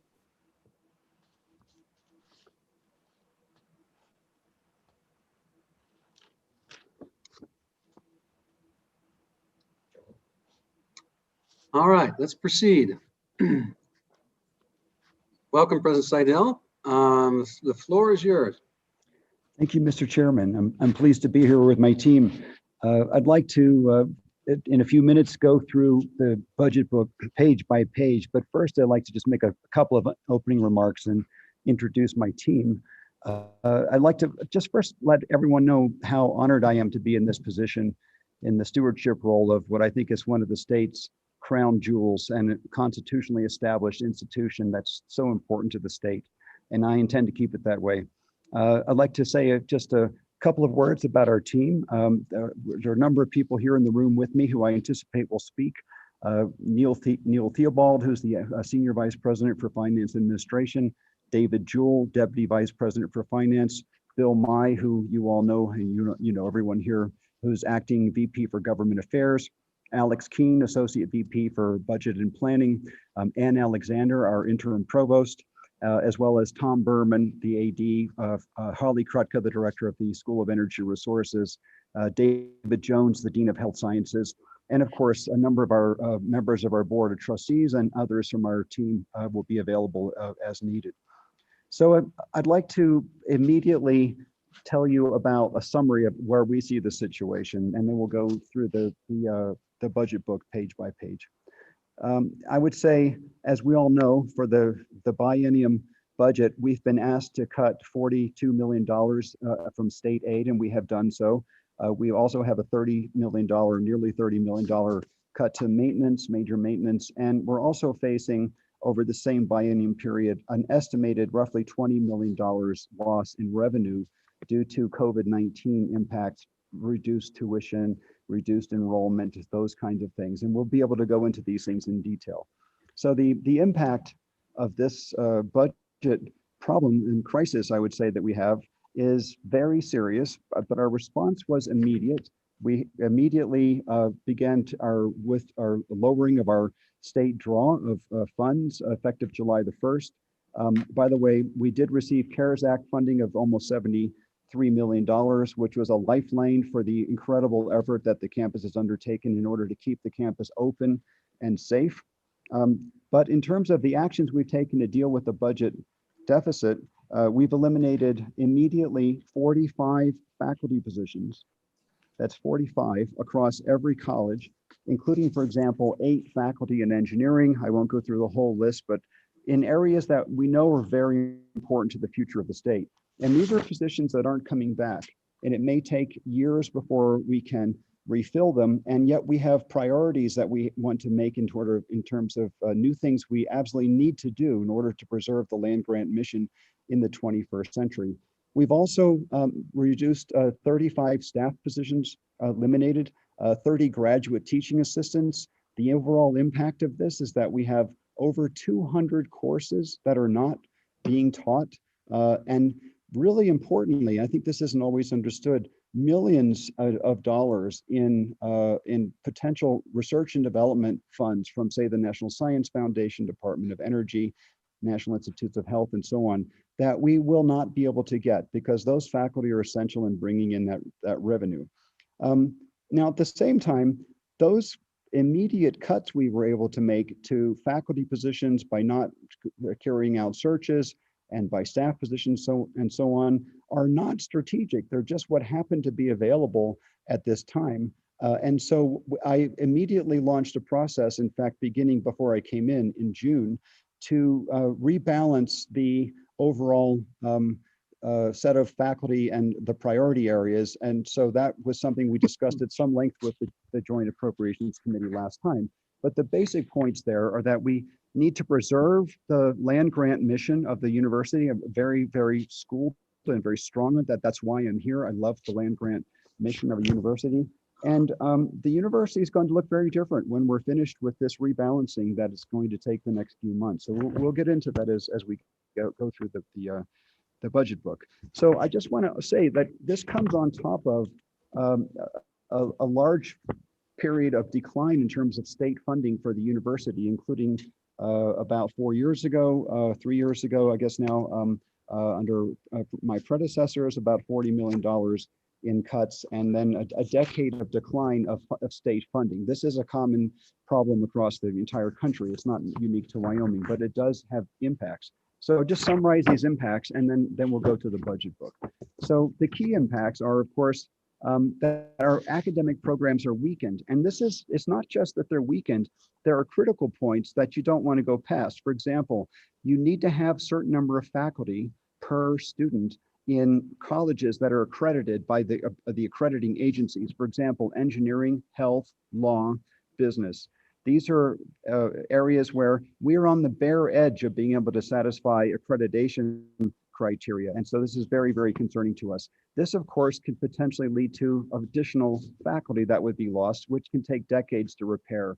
It lowers our ability to bring in additional revenues through grants and contracts with companies, which I've spent a lot of my career building partnerships with companies through faculty research and through student preparation and so on. So this is an important thing we want to be doing going forward.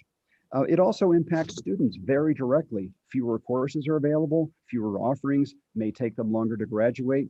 Student support services that we provide that help them graduate on time or as quickly as possible may not, or it will be weakened as a result of this. If we have issues around accreditation, their degrees become worth less, and of course that's a big problem. And the upshot of this is that their employment prospects could be endangered, as well as this would increase the brain drain of talent outside the state. And what we need to do is make sure we keep it in the state and make sure it's very well prepared. This drives the economy directly. And so as an expert in economic development from universities, is what I've spent a lot of my career doing, my intention is to further build the university as an engine for economic development and innovation. But we can't do this if we can't, for example, expand certain programs in engineering, in computing. I'll just point out, we have only 8 faculty in the computer science department. And a little bit later, I may compare us with a few of our peers. This is an area that's essential for companies to be able to feel that the students have been trained in things like software, data, artificial intelligence. It doesn't matter. It's not just the tech sector, it's the ag sector, it's insurance, it's every area of every market that we're interested in. We need to be training people in these areas as well as those core disciplines. I'm very, very interested and having great success in conversations with the community colleges and deepening the relationships to help align all of higher education, so we're all hands on deck so we can really push the economy forward. But without these funds from the state, it makes it more difficult to do so. The last thing I'll say before I turn it over, I'd like to turn it over to David Jewell to go through the budget book. Of course, I'll be here to chime in, is to just talk for a minute about step 3 budget cuts.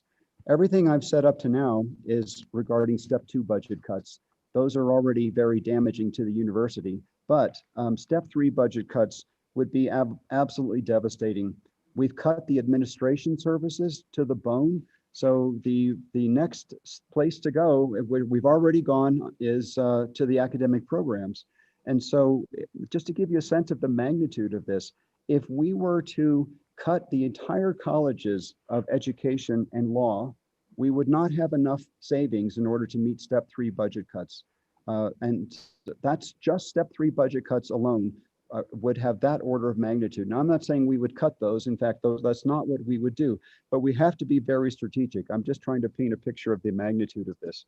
So this would make it difficult for us to do what we need to do as a university. And I think I'll stop there, and I'd like to turn it over to David Jewell to go through the budget book, unless there are any questions at this stage. Mr. Chairman. Please. Mr. Chairman, thank you. And welcome, President Seidel. We appreciate you coming before us and your crew, and we appreciate the University of Wyoming and all it does. My question to you, and you mentioned it, you've made some cuts, they're not strategic. So where are you, I guess, what is your strategy? What is the strategic look that you're going to take? So what programs are you looking at to cut? What programs are you looking at to keep? I guess that's what it boils down to. If these are not strategic cuts, then could you kind of give us an outline of where you're going with your strategic process on budget cuts? Yes, sure. Thank you very much. And very much interested in this topic because we're going to be spending basically all of our time on this. So areas of incredible importance for the future, and I laid this out in the original budget memo back in June before I got here, are that the university needs to become more computational and more digital. It's the 21st century that impacts everything we do in society as well as in our workplace. So we need to strengthen areas around computing, also online delivery, and so on. That may also bring in additional revenue streams. Another area is that the university needs to become more entrepreneurial. That means, to me, 2 major things. We need to be bringing having our faculty bring in additional revenue sources in every area that they can, whether it's from funding agencies like NSF or in philanthropic support or through corporate partnerships. And we need to be training more students and encouraging faculty in the skill and art of entrepreneurship. And that means to help create new businesses in the state to help grow the economy. So this has obvious implications on certain programs, for example, in engineering and in computing across the university, in business, in entrepreneurship, and how that impacts other areas in agriculture or tourism and hospitality, areas that we know are going to be important for the future of the economy of the state. So in shorthand, I would say these are things that are critically important for the future of the economy. And 2 other areas that I've specified as priorities generally are around interdisciplinary work, where we can bring together. For example, agriculture is important, but it needs to be connected into technology and computer science as well, or entrepreneurship, just as one example. finding ways to train students in the complete set of skills they need, not just in one specific discipline, and then to bring our faculty together in ways so that they can begin to address the complex problems that the state has. And so if we focus on the state, we need people from law, from business, from engineering together to work together. So interdisciplinary. The last of these pillars that I'm talking about is around more inclusive. We want people from every corner of the state, from every income bracket, from every ethnic group to participate in the university, to participate in the economic development activities that we can undertake. And when you have people from different backgrounds, you also create more innovation because they all look at things in different ways. So these translate into specific programs. We have faculty committees and the deans and the provost and lots of processes in place right now with the Board of Trustees to look at, with those guidelines, which programs need to be kept and which ones need to be cut and which ones need to be created or grown, not just kept. And so we have a list already of 24 programs that have been singled out for review, potentially to be consolidated or eliminated. You might have read in the newspapers about creative writing and other things. No one wants to cut creative writing, I would say. And we have no specific intention, but we're reviewing these 24 programs. And then additionally, every program in the university will be looked at over the next few months as we plan to look at how to make changes. And we're going to end up in a different place, and we will cut programs. We're not just going to damage them. We're going to cut some things so that we don't have to hurt others. Mr. Chairman, just a quick follow-up, and President Seidel, I appreciate that. Really, I view your 4 pillars, and you and I have talked in person. I think you went around the state. Kudos to you to clear Sublette County. I appreciate that. But I was back there on Sunday, by the way. Yes, you were. Your 4 pillars really can be embedded in most programs. I think they're kind of state of the art where all programs want to try to do those synergies, I think. But I think it gets down to what I hear from people, and I suspect other legislators do. What programs are you going to cut? Is it the program we like? Is it the program you like? And so I think those are things, and I don't know what's your process. Maybe if you just outline to me what your process is going to, so it's pretty clear to me you haven't chosen the programs to cut. But if you could just outline your process to me, maybe that would help. Sure, I can do this, and perhaps Provost Alexander might add something into it because she's leading this process. But right now, we've undertaken a process beginning with the approval of this plan from the approval by the Board of Trustees back in the first week of November. There were 24 programs that were identified for review, and so initial results from the reviews from the programs themselves are in, and those will be analyzed along with all kinds of data around enrollment, quality, impact, those kind of things. And so that's a phase 1. A second phase is to do a complete review of all programs, and with the idea that we will actually terminate some programs. We will combine other programs in order to make them more strong. For example, one of the suggestions of these first 24 programs came from the deans and from the provost would be perhaps to combine computer science and electrical engineering into one larger and more critical mass, more self-sufficient department. That's just the kind of thing we might do, that where we don't have the immediate ability to grow a program, but we can try to create synergies around stronger critical mass. Other programs that seem to have low enrollment or not contributing in some way towards the land grant mission, and we're trying to be laser focused on this, will be vulnerable for being cut or reduced. Provost Alexander, would you like to comment anything further? Mr. Chairman, Representative Summers, basically what I would say is by March, you will be hearing about the decisions that have been made and or are in the process of being made. And by May, we're hoping that we'll have a strategic scenario plan to our trustees that will help us in that laser focus. Just a quick follow-up, Mr. Chairman. I appreciate that. Your structure is much different than ours. By July, we've got to have these.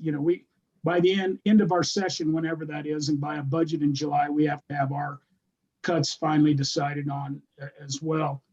My worry is, how do we, the public, how do we, the people of the state of Wyoming, get to weigh in on, and perhaps it's through the trustees, but how do we get to weigh in on what should be cut and what should not be cut? What I don't want to see is that it's simply deans and professors that decide who makes these cuts. It's a broader discussion with this state.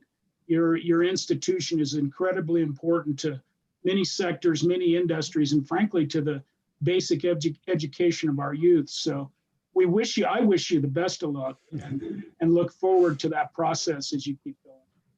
Mr. Chairman, Representative Summers, we have right now on, and I'm happy to share the website, we have a feedback mechanism and an email address where anyone can provide feedback on any of our current proposals and going forward, any of the new proposals that emerge. So we welcome and need your feedback. Mr. Chairman? Please, Mr. Co-Chair. Yeah, thank you, Mr. Chairman, and thanks Ed and Ann and everybody for being here today. And I do commend you in the way you're looking at it from a strategic point of view. But what I'm seeing and what I'm hearing is the academia way of doing things. And I think what's missing when you're talking about this is the business side of it. And just looking at it from my perspective, and I'm not in Laramie, I'm up in Riverton, and the people that I represent, they don't have choices where we can just shift and do these kind of things. They have no revenue, so they have no jobs. And so when you look at, like, for instance, the salary side of things, and there's a huge number of people at the university that make well over 200 grand. And it seems to me that if you're going to really look at the way to trim this and get within your budget constraints that we have right now, you've got to take a look at salaries and have everybody put a little bit of skin in the game. And I don't hear that kind of a conversation. And to me, that was one of the first things you talk about doing. And maybe, and I don't know that number, and maybe Don could get that for us, but we've looked at it before, and there's huge amounts of money out there. And if a 10 or 15% cut for a year and a half might get us through a difficult time, and it might save some programs, but you got to have a business perspective in terms of how you run it, instead of always the academia and those people that are driving the bus coming from their perspective, rather than from a business-like approach. And so that's what I see as lacking here. Help me out. Tell me where I'm wrong. Well, Senator Beebelt, Mr. Chairman, I hear your point, and it's a good point for us to be thinking about. And we have talked quite a bit about salaries and other things, not just reducing programs or eliminating them, but cutting expenses in every possible way. So we have slashed spending, not just through elimination of faculty positions and staff positions, but also looking at synergies where we can find economies by bringing in business services, for example, centralizing them as a company would when it takes over a number of small businesses. You might think of a university as a number of small businesses under an umbrella. So we're going to synergize, and this will lead to economies of business services. So that's one part of your question. Another part, though, is about the salaries. And so we have talked a lot about salaries or furloughs and ways of doing things. Those could still be on the table. That is not our preferred method right now, and I'll explain specifically why. We are in a national and global market for faculty and administrators and the kind of talent that we have.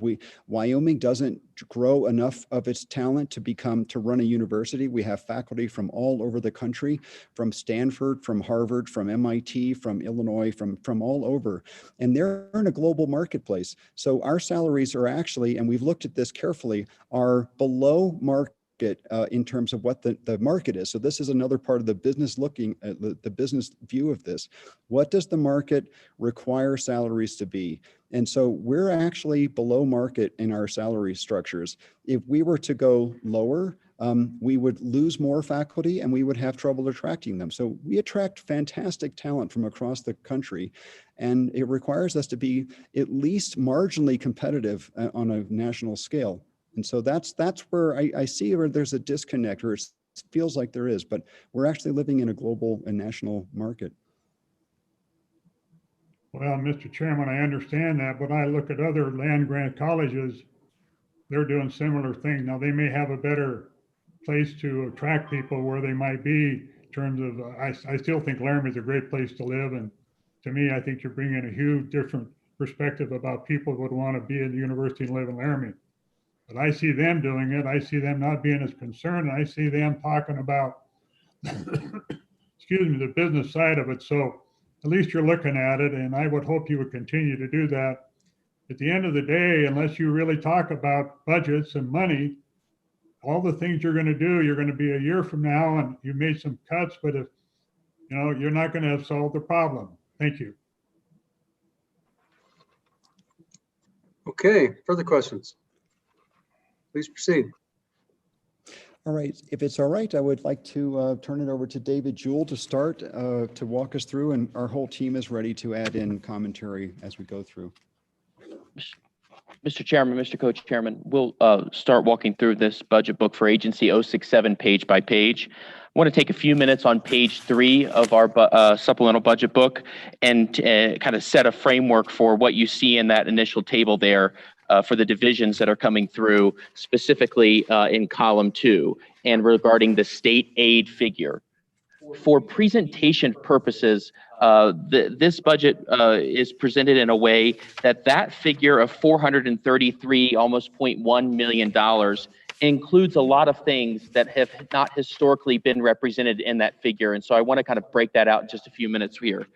It does include an initial state aid block grant, which is the typical funding of about $350.8 million, which we'll get into greater detail in the next section that we go to. But that figure also includes $47.5 million of major maintenance that was appropriated to the university, typically found in section 308, that is rolled into that figure. It also includes roughly $34.8 million of funding related to what was formerly Agency 167, related to medical education and the family residency programs.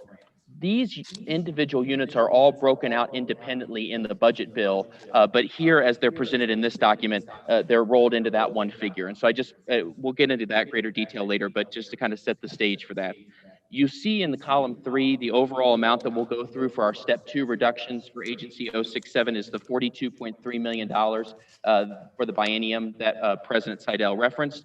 And then we'll begin to address the column 4, which is the step 3 reductions of about $20.1 million, of which the governor uniformly is recommending half of which take effect in this fiscal year, the other half be fully in effect for the next biennium of the 23-24. If we can move on to page 15, we'll get into our first major unit and division and state aid. You'll see on this table a bit more of that breakout that I was discussing. Here you see the base funding of $387.4 million. That line there includes the $47.5 million of major maintenance. So if you were to remove that and add in the $10 million for athletics match for the biennium and the $891,000 for brucellosis, you get to that block grant. Traditionally, we consider the block grant or state aid line of $350 million. That is taking a $29.5 million reduction in this biennium. We'll go through each of the other ones that relate to the family medicine residency program and WWAMI and medical education. On page 16, you see the governor recommends a reduction of $29.5 million to the base funding line for approval of this, of which general fund funding, of which zero is one-time funding. This reduction was realized by the university in this biennium through the president's reduction plan that was approved by the Board of Trustees on November 12th. And as the President Seidel mentioned, this is where the bulk of our faculty positions, of 42 of which were reduced here, as well as 35 of staff positions, as well as compromising other cuts related to the operations of the institution, regarding support budgets for our departments, utility budgets where we could squeeze those dollars, and looking at in terms of consolidation of some of our auxiliary units to gain efficiencies around the financial management of our finance and business staff and our auxiliary functions. In addition to that, you see— Mr. Chairman? Mr. Chairman? I'll just assume I get the go ahead. So, Mr. Chairman, Go ahead. my question is, can you give us a breakdown at some point, send us a little one pager on your state aid? And I know it goes into a block grant and then you put it out, but you've kind of said that there's these categories where we use this money in. Can you kind of divide up that pot of money and show me maybe the top 10 or 15 of where the state aid, it's in a block grant, so it's like K-12, it's you put it wherever you put it. But if you could do the top 15 in a little document, so I have a sense where that money goes, I'd appreciate it. Thank you. Mr. Chairman, yes, we can easily do that. Representative Summers for you, provide that. Mr. Chairman, Go ahead. thank you. Mr. Jewell, if you could too, on these employee breakdowns, could you give us you don't have to do it now if you don't have it in front of you, but how many are filled positions, how many are vacant positions? And we can go back and follow that along too. Sure. Mr. Chairman, Senator Guru, for the faculty positions, all 42 of those were vacant, and the fact that they had been planned to been relaunch those searches in this fall would start next academic year, but that we decided to eliminate those opportunities to refill those positions as they became vacant, given the challenges we have around tenured faculty and tenure track faculty at the university.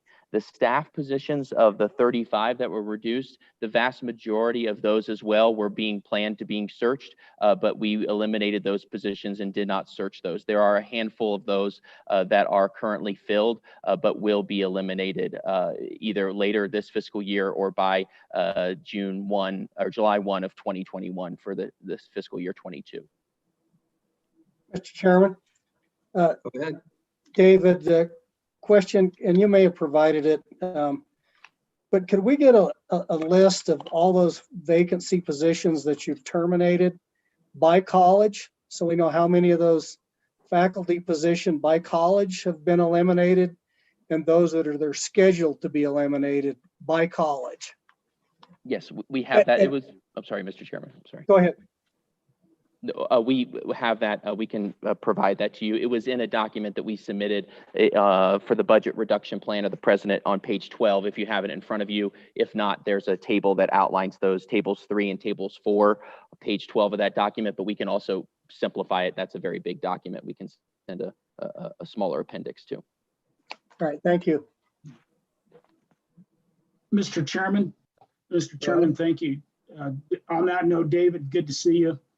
And I think the reason that Senator Hicks's question is important is the last time we went through budget cuts, those cuts weren't strategic. You basically eliminated vacancies, and what happened frankly in the College of Ag was that there were a ton of vacancies, a ton got cut, and then you lost capacity. And so that's where I go back to my original question of what is your strategy? What is your strategic plan on how you're going to cut programs and how you're going to cut people? Because the continuation of just reducing vacancies, we see that in the state agencies, right? Same things going on. It isn't strategic. And so I guess address my concern there, but then something that Ann Alexander said piqued my interest is that there's going to be a public way to follow this. And I would hope that that you would engage the legislature, provide them regular updates on this process and what the strategic plan is, because we often, we're kind of the representatives of the people. And so we need to kind of understand what you're doing so our constituencies can understand what you're doing. Mr. Chairman, if I could, Representative Summers, let me just walk through what those cuts are very quickly, and then I'll let President Seidel or Provost Alexander address the latter half around the strategy and the strategic priorities.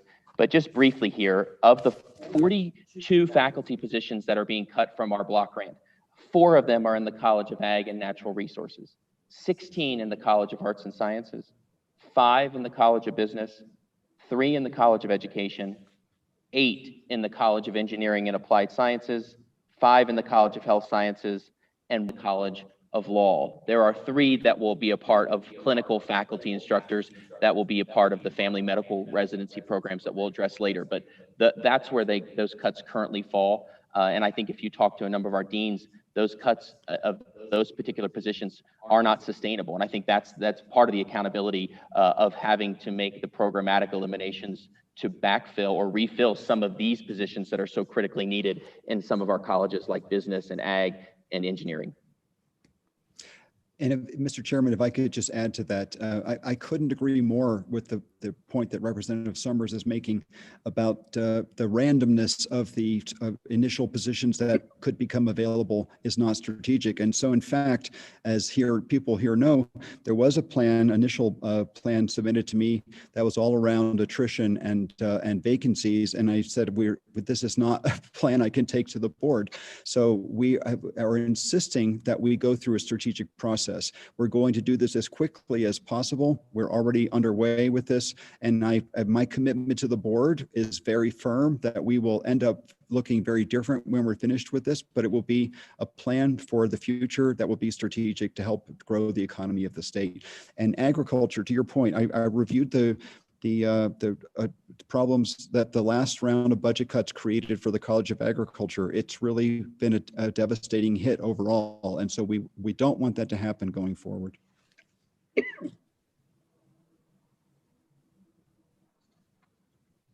Okay, go ahead.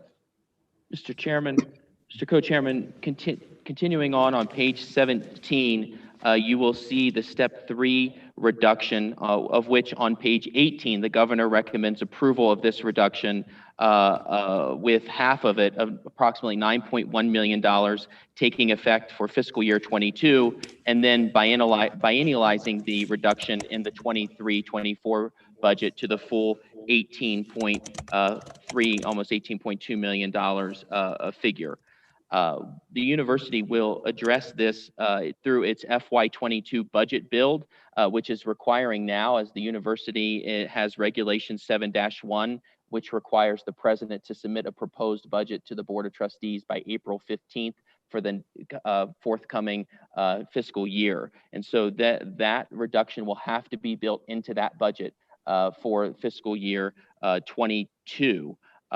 This will require significant analysis and reductions, given, as what the president said, that another $9.1 million annual reduction is equivalent to eliminating the entire College of Education and the entire College of Law.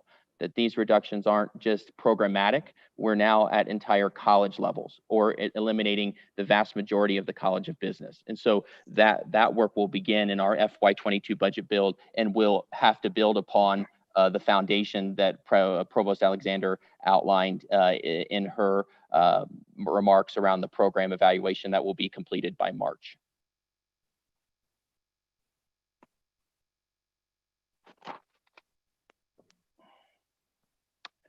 Moving on page 18, I want to just take a minute here. There's the recommendation from the governor that deals with major maintenance. I think the simplest way I can present this with a couple of recommendations that are shown here is this, that when the legislature adjourned in the spring, it had appropriated about $47.5 million of major maintenance funding from the general fund to the University of Wyoming for this biennium. The governor's recommendations here are thus: an overall reduction of $11.9 million to this appropriation, which then leaves the university $35.6 million of major maintenance funds for the biennium.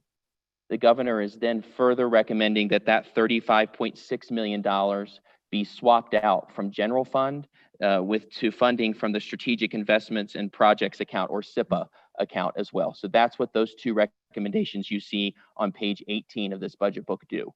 Leave the university with $35.6 million of the $47.5 originally, and swapping out the $35.6 from general fund to SIPA. So I just kind of wanted to outline that as well, given that it is showing up here in this section of our budget book. Yeah, Mr. Chairman.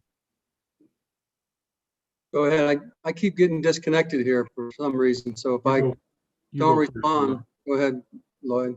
Yeah, thank you, Mr. Chairman. Hey, Dave, help me out a little bit, going back to, you mentioned it, and of course, the president mentioned it, in terms of the third step reductions, which is around the $18 million. You could eliminate the College of Business and the College of Education and not have enough money to cover that.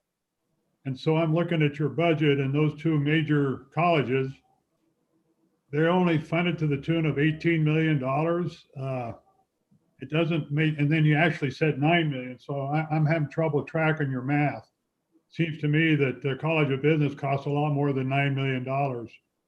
And yet you said that if we eliminated it and eliminated the other one, that we would barely cover the step 3. The math just doesn't seem to add up. You don't have to address that now, but if you could do that in some kind of send that out to me a little bit later so I could try to track it, I'd appreciate it. Eli, I think he said the College of Education and College of Law. He didn't say the business college. That's right.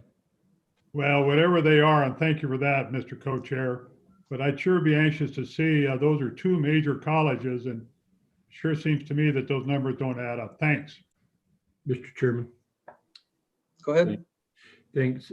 David, I just want to make sure, so your major maintenance cuts, that 18 million represents that 0.5% reduction in the major maintenance, right? It's not in that plus an additional, we go from 2% to 1.5, and that's where the 18% comes in. The remaining 1.5, you recommend making, or the governor does, making up with SIPA dollars. Mr. Chairman, Representative Larson, that's correct. I'd summarize them both steps into one analysis there. So yes. Thank you.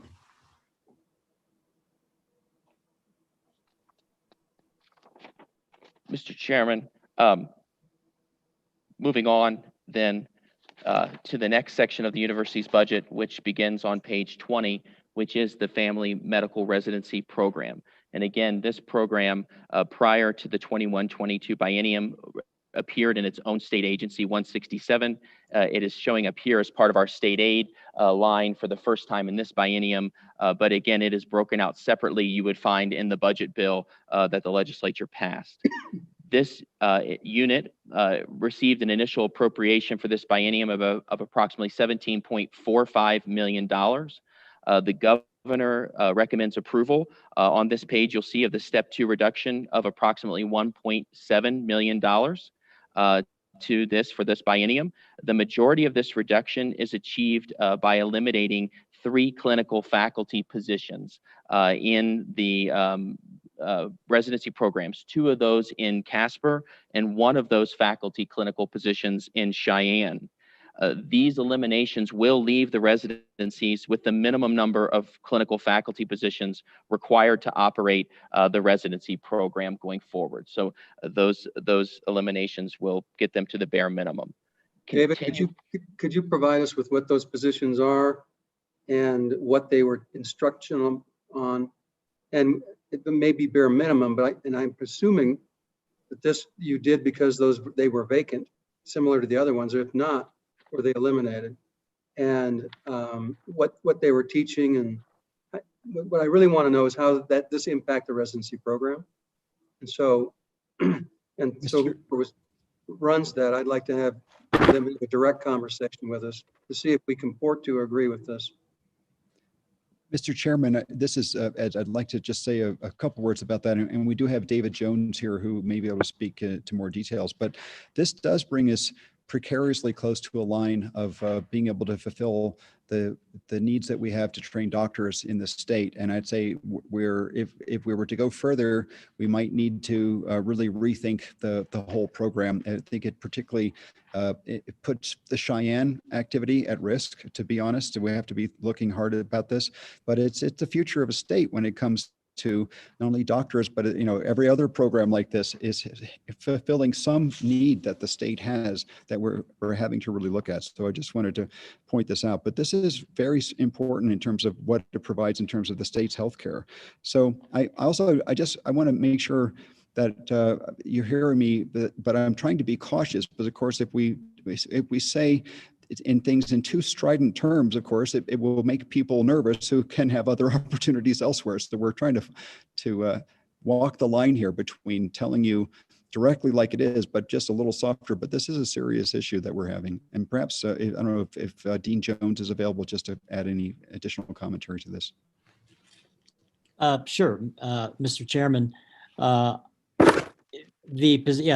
Correct. The positions that were eliminated were open positions. I believe at least one of the positions, that position was not, there was not full funding on that line. There have been some funds that have been moved to other positions over time. But President Seidel is correct. We're at a point now where the entire budget for the residency program is covering only the salaries and benefits of the clinical faculty and the residents, and that is it. Some of the staff positions that serve the residency program are funded by clinic revenue. So there really is we're at a point where there's really no play left in that budget. And as President Seidel mentioned, we need to start thinking about if there are further reductions, how we are going to do that. And still, we want to pursue excellence in our residency program, and we want to provide quality healthcare and be a leader in the state in that regard. And we'll need to sit down and figure out how to do that. Mr. Chairman. Go ahead. Mr. Jones, how many residents currently in your program, Casper and then Cheyenne? Mr. Chairman, Representative Walters, we have 18 residents at Cheyenne. So there are 6 per class. So they're in the program for 3 years. So 6 per class in Cheyenne. There are 8 per class in Casper. So there are 24. So, and I think a point needs to be made that what that means is that in any given year, there are 42 physicians providing healthcare in the state, at least in Natrona County and Laramie County. They are residents, but they are physicians providing healthcare services. And Dave, we also, just a breakdown of the status of, we modified the funding model for that in the last couple of years in order so that this program would stop draining funds and costing more and more. And so a breakdown of Cheyenne and Casper, just an update on all that information that that Meredith put together for us in the last couple of years. And I think what we need to know is, do we need to cut Cheyenne? Or has it start to carry its own weight, or they are in the process of carrying on their own weight, so that in fact they can start paying more of their clinical material costs, so that we can drive this cost down in terms of general fund dollars. Mr. Chairman, that's an excellent point, and that's one of the things that we are focusing on.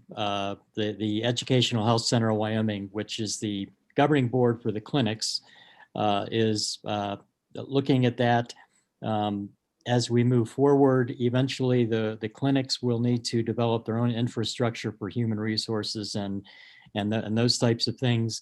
But we are looking at how these clinics and frankly, Cheyenne in particular, can cut costs and be more productive from a fiscal standpoint. Mr. Chairman. Go ahead. Thank you, David. And so just along that line, and being real careful, because we've done a lot of work on that over the last couple of years with the work that Meredith and Chairman Nicholas done to segregate and get all of that stuff lined out. But I heard you and President Seidel both say that this is critical for providing health care in the state of Wyoming. And so my question is, we have these medical students come here for residency. How many of them stay in the state? If you could provide us that information and say that, and because what memory serves me correct, that was one of the reasons, or one of the selling points we've heard in the past, is we get people here to do residency, they fall in love and stay here till they're planted in the ground. And I just would like to see some evidence of that if we could. And then my follow-up question to that is, if for some reason, I'm not saying we're considerate, but if for some reason we were forced to eliminate that residency program, it's not that our kids enrolled in WWAMI wouldn't have the opportunity to participate in residency programs. It's just that these two in these two cities that function at the high level they do would be gone. Am I wrong there? Mr. Chairman, Representative Larson, that is correct. I mean, WWAMI students, not all of our WWAMI students work their way into the family medicine residency program here at the University of Wyoming. If they have an interest in radiology or something, they have to go to another university for their training. So that would not stop them pursuing a residency elsewhere. I will tell you, in terms of how many stay after they go through the residency program, we can look at this in terms of relative numbers and then absolutes. And relatively speaking, the retention rate overall, on average over time, has been about 33% of the residents who have gone through the program have stayed in the state. In absolute terms, that's we have currently about 103, 104 family medicine physicians in the state of Wyoming who came through the residency program. So I would say that's a significant number. The relative numbers maybe don't look as impressive, but the absolute number, I think, is, and I will add one more thing. The residency program has just embarked upon a new program called a Rural Training Track program. They received about $2.1 million in funding from the Health Resources and Services Administration. And these will be residents who will spend 2 years of their residency in Thermopolis, with the idea that they'll be in a rural setting, a more rural setting even than, say, Casper. And then they might be more likely to stay in the state once they have finished their residency. And we're hoping that will increase the retention of these family medicine residents. And we're also counting on the communities to attract them and to help to keep them in the state as well. So follow up, Mr. Chairman, is could you also give us a number of how many family practitioners are we short in the state? Is there still a huge demand for those? Just if you can get that to us. Yes, sir, I can do that.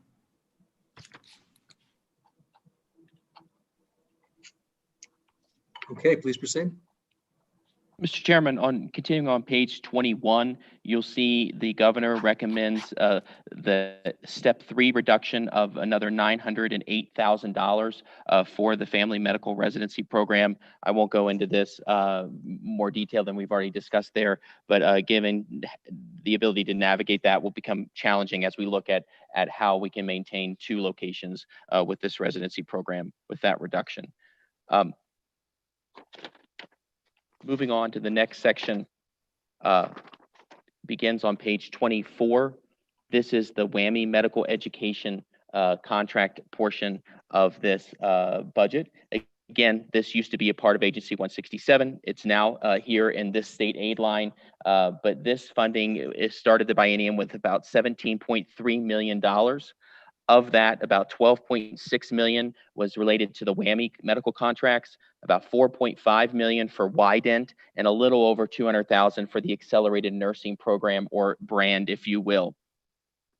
I'm going to walk through this because the way that's presented here, just to kind of, it gets a little bit convoluted, but I'll do my best here, so I apologize in advance. On this page, the governor recommends approval of a reduction of $1.7 million to this funding line. $400,000 of that reduction will be realized by the expenses for the WWAMI program being moved over to the repayment loan account funding source for the institution.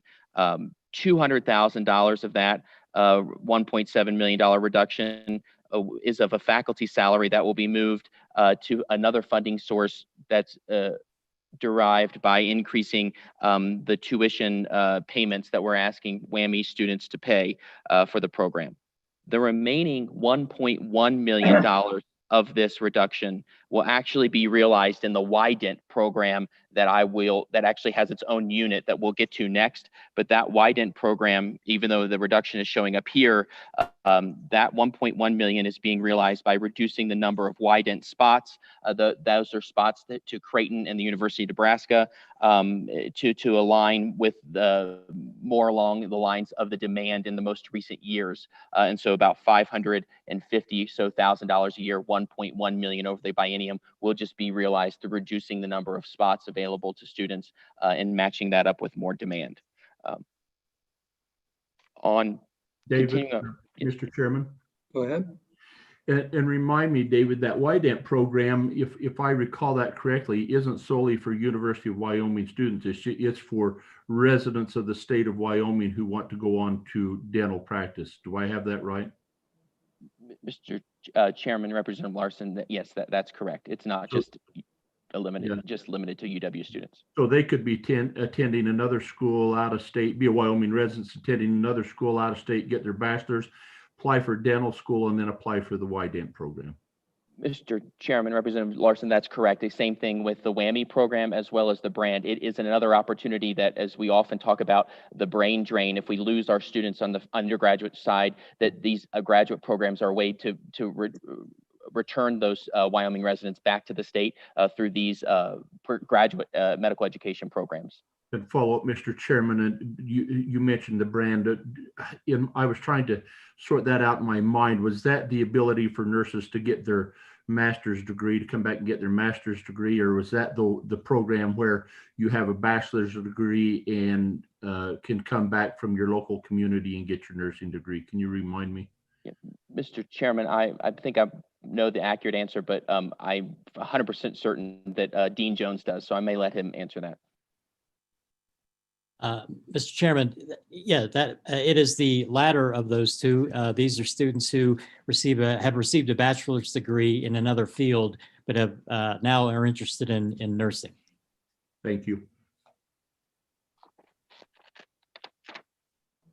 Continuing on page 25, Mr. Chairman, is the governor further recommends a step 3 reduction to the WWAMI medical education program. This one solely to the WWAMI program of $450,000 for the next biennium. This step 3 reduction will most likely be passed on directly to WWAMI students through increases in their contract payments. Another option that the university is currently exploring, and a longer term option here, would be to seriously consider reviewing the UW's participation with the University of Washington School of Medicine, given the sustainability of the program overall and the level of funding needed for this. And so again, we will continue to work through this in our FY22 budget development, but that is the step 3 reduction found on page 25. Mr. Chairman. Go ahead. Thank you, Mr. Chairman. Has any consideration been given to reducing the number of incoming students into the program to save money there? Mr. Chairman, Representative Walters, this is kind of my comment before, as our current contract states, we have 20 spots a year that we are contractually obligated to pay for those 20 spots a year. So whether we send 18 students or we send 16, we're still paying for 20. And so that's one of the things that we want to look at in addition to maybe other options that might also save dollars through just their price tag as well. Well, and this is another good example, David, of legislative directives, and because we have established that number and we have been willing to pay the price for it. And so in terms of budget reductions, ultimately a program like this, I think, would need recommendations from you to us. Otherwise, you're going to start slashing programs that we created that perhaps we don't want slashed. And so that's part of this program as to a process of informing each other of what we're doing, so that we don't get into a fist fight over particular programs. Mr. Chairman, I'd like to just add another general comment to this discussion. This is a very good program, as far as I've been able to understand it, for having doctors trained here and come back to the state. people from Wyoming become doctors practicing in the state, which we need. It's also an extraordinarily good deal for the students in terms of the tuition that they have to pay in order to get a qualified medical education. And so I would just say that's another aspect that we're going to have to be looking at going forward about what's the right level of tuition in order to still support our students who would become doctors in the state, which we need, but what's really the right level? Okay, please proceed. Mr. Chairman, quick follow-up on that. Mr. Chairman and Mr. Jewell, can those slots be sold to other WWAMI schools? Mr. Chairman, I will look to Dean Jones. I haven't gotten into medical school spot trading lately, so I might. Mr. Chairman, Representative Walters, I'm really not sure. That's I don't think I've had that question before, so I can look into that.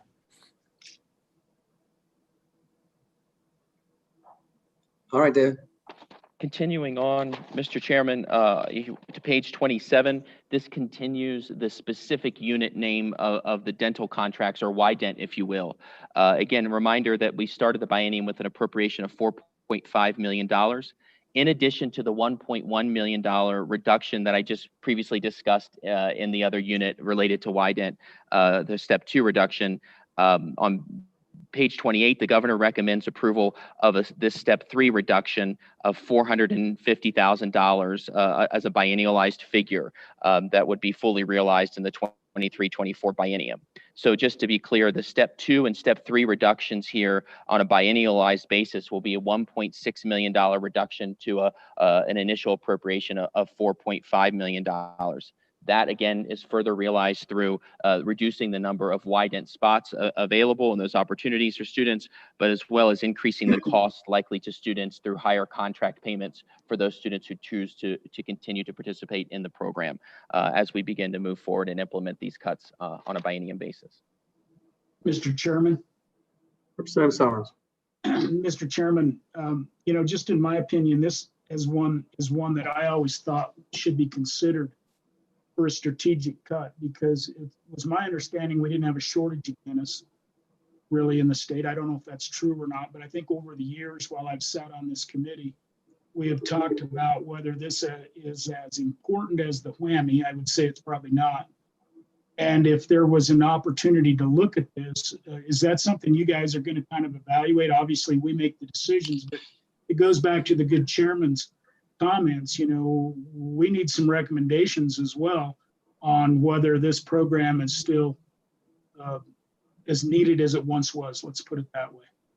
Mr. Chairman, Representative Summers, Dean Jones can again add more color here, but we are looking at that specifically related to the WICHE program, which you'll hear the university present later today, is another opportunity, another state-funded program. It's not as lucrative in terms of or generous, if you will, as the YDent program, but still is a rather generous program in terms of offering 150% of in-state tuition at another university, another state to attend dental school. So this isn't the only program YDent that is the state has to help incentivize and produce dentists for the state of Wyoming. And so we are looking at that cost benefit analysis. And I don't know if Dean Jones wants to add any more to that.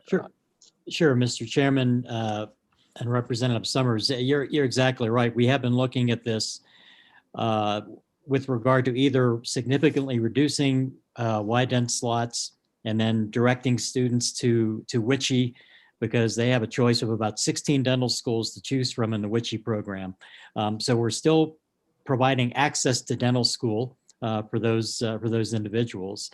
So we are looking at either gradually decreasing the slots. We looked at the possibility of cutting it all together and directing all the students to WICHE. So we are kind of weighing the cost benefits to that.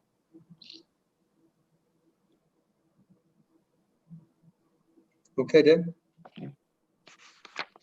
Moving on, Mr. Chairman, the next section that we'll address, it begins on page 30. This is its own division. We're moving into now outside of the state aid division in those units to the next division in 067, which is the School of Energy Resources. On page 30 in column 2, you'll see the biennial appropriation for this started at $27,185,000. That is comprised of two major buckets. $20,185,000 is the base operating general fund funding for the School of Energy Resources, and then the $7 million that's a portion of that is one-time appropriations that were given for carbon engineering R&D projects. On page 31 of this document, you'll see the governor recommends approval of the step 2 reduction of approximately a little more than $2 million, which is a 10% reduction to SER's base amount, taking out the one-time funding for R&D related to carbon engineering. SER achieved this $2 million reduction for the biennium by making significant cuts to its research programs. And I believe President Seidel and also Dr. Krutka can provide a little bit more insight into the actual reductions that were imposed by SER for this. Yeah, I'd like to hear that, please. Mr. Chairman, I'd like to just say a few words, and then Dr. Krutka will take it over. I'm a huge fan of the School of Energy Resources in a number of things. It's aimed specifically at the economy of the state. It's interdisciplinary. It draws on faculty from all across the university, from different departments and so on. So it has a really important mission. However, it's set up at the moment in a way that has faculty not really fully associated or not fully within the School of Energy Resources. So the faculty actually have tenure lines in other departments, which that's actually, it's a very good thing to have that. But the upshot of it is that Dr. Krutka has very little ability to address a budget cut because those salary lines are actually in other colleges. So the only tool at her disposal, that at least that I'm really aware of, is to cut in costs in terms of research support and things like that. But she doesn't have any real way to address this, at least easily, with salary savings or vacancies and so on. So it's really difficult for her. Anyway, just wanted to point that out, and I'll pass it on to Dr. Krutka. Thank you. Mr. Chairman, as far as how SCR is going to meet these budget cuts for FY21, like everyone else, we were not able to be strategic. We did realize some actual savings from things like travel, not sponsoring conferences. That's not sustainable, but it did help us meet, the urgent need of reducing our spend. I would say that it's exactly right. We did have to reduce the research program. I didn't have any other way to meet this. So we did take a hit, not to the $7 million that was specifically outlined for what we call carbon engineering, which is trying to find new products that we can make from Wyoming coal. But we also had supplemental budget focus on that area that was hit. We're doing our best to focus on the products that would have the largest impact on Wyoming coal production. And then hopefully over time in the future, we can roll in other products in the future. But that area did take a hit. Also, our newly established policy center took a 20% cost reduction. That was made because we were just standing it up. So it was an easy place to grab some funds. And then our other area, the Center for Economic Geology Research, and just our general research dollars. One of the things we do at the University of Wyoming is look across the university, look at all the disciplines that are out there and all the faculty members that can contribute to the energy sector in Wyoming, and we'll try to identify projects that could be really beneficial and support those. And we just had to reduce the amount out of those that we're doing. So I can provide more detail if you'd like on any of those areas, but that's the general idea. We did just focus on our research, and we will try not to do that as much as we can, but. Yeah, and we could you provide us something how, it's one of those things that you can just kind of move things around and essentially impact the dollars that the legislature gave to you last session on the various projects. And we don't know exactly how you do it and where you do it, but what we really want to know is how this impacts those particular projects that were in dollars that were directed in your direction. And if they are impacted, and with an explanation of both how and how much, and how much those programs will be impacted by the cuts that you're actually making. If they're not directly, indirectly, my guess is they are. And this is another example of what we just talked about. It may be that the legislature doesn't like this, but because you guys have been kind of having you've had your cards to your chest, if you will, about how and where you're cutting through the agencies, it may be water under the bridge on actions that you've already taken because we didn't have an idea about them. And so I just think I would just ask you to exercise caution, particularly on your level 3 cuts, step 3s, for particular programs that are, that are near and dear to the legislature that we created. And, one of them is SER, and the reason it's independent is because we wanted it to be. And it's so that we may want it not to be impacted by these cuts. And so we just have to kind of be as transparent as possible so we can move forward. Thank you. Mr. Chairman, I'd just like to add one point. I've only been here, in fact, I've almost been here for 6 months now, so it's been quite an interesting 6 months. But I'll just say, in my travels around the state or around sort of virtually around the country, if I talk to federal agencies, NSF, DOE, or colleagues at universities, Illinois, MIT, and so on, or particularly to companies, it always brings up something related to SER. And I've been very diligent about filling Holly's inbox with invitations to speak to people, but it just goes to show how important that college is, not only to the university, but to the state and to the potential for bringing in economic development activities. It's really important. Thank you. Go on, David. Mr. Chairman, that completes that division for the SER. There are no step 3 cuts being recommended for SER. Moving on to the next section begins on page 35. This is the next unit or division of the university, which is Tier 1 Engineering. It had an initial appropriation of $9,538,000. On page 35, you'll see the governor recommends approval of the step 2 reduction of approximately $953,000, or a 10% reduction for this biennium. The College of Engineering and Applied Sciences realized this reduction by reducing approximately 15 fully funded graduate student lines. And a funded graduate student line includes tuition and fees, a stipend, as well as typically health insurance. So by reducing those lines available by 15, that's how they realized and implemented these cuts for this year and for next year for this biennium.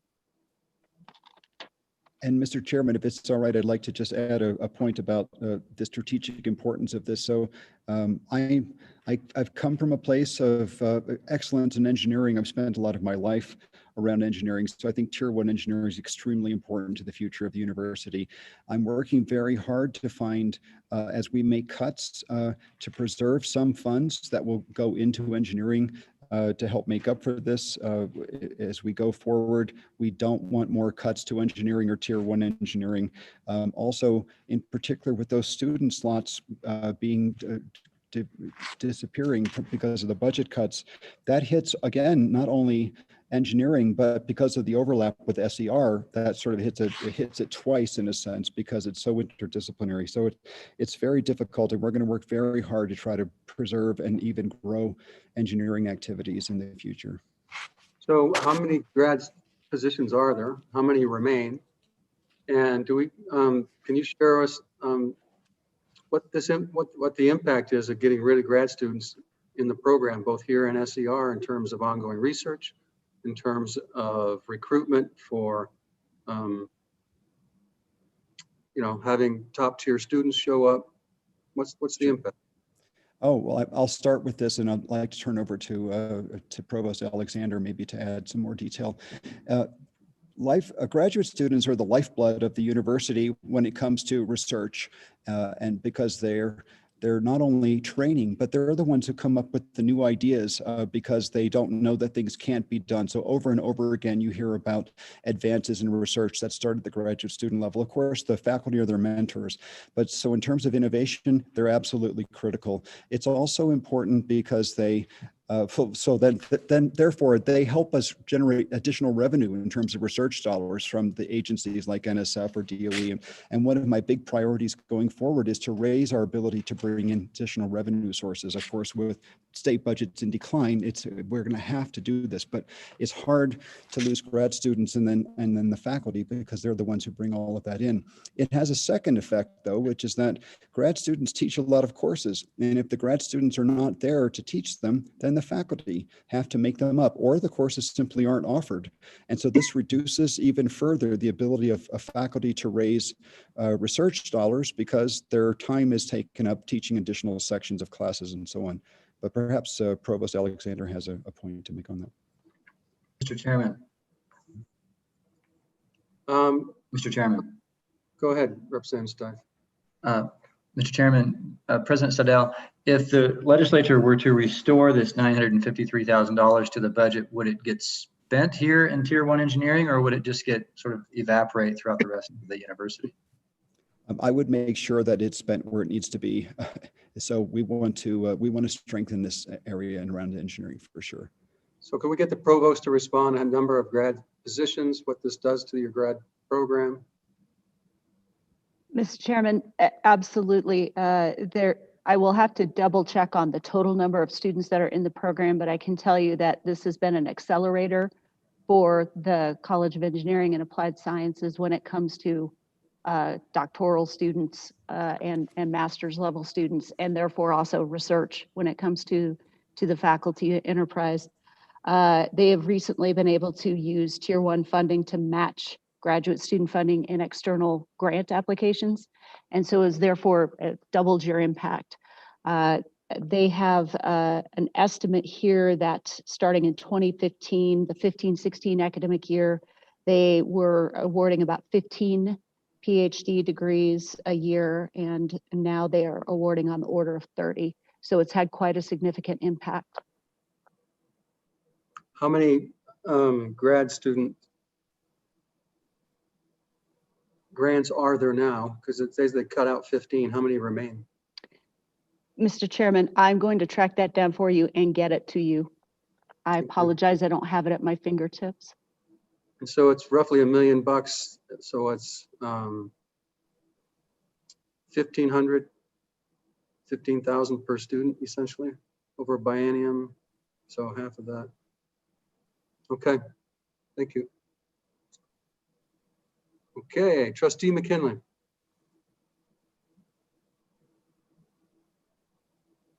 Mr. Chairman, I would like Ann to clarify. I think what needs to, or President Seidel, what needs to be clarified is the high bay operation, which has approximately 29 grad student, master student programs over there, is separate than the number that Ann was referring to, because it's a separate budget line item, and the clarification, please, from Ann or President Seidel.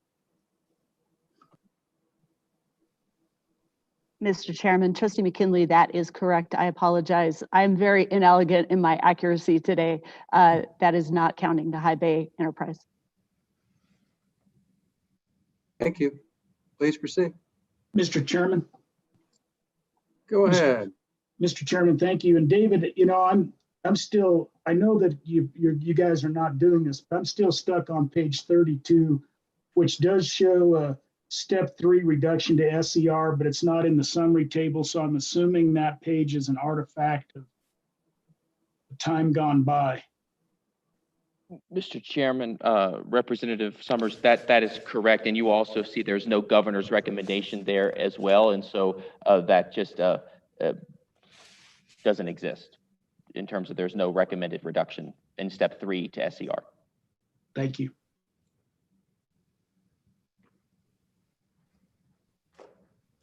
Mr. Chairman, and that is also supported on the table that's associated with that unit. Thank you.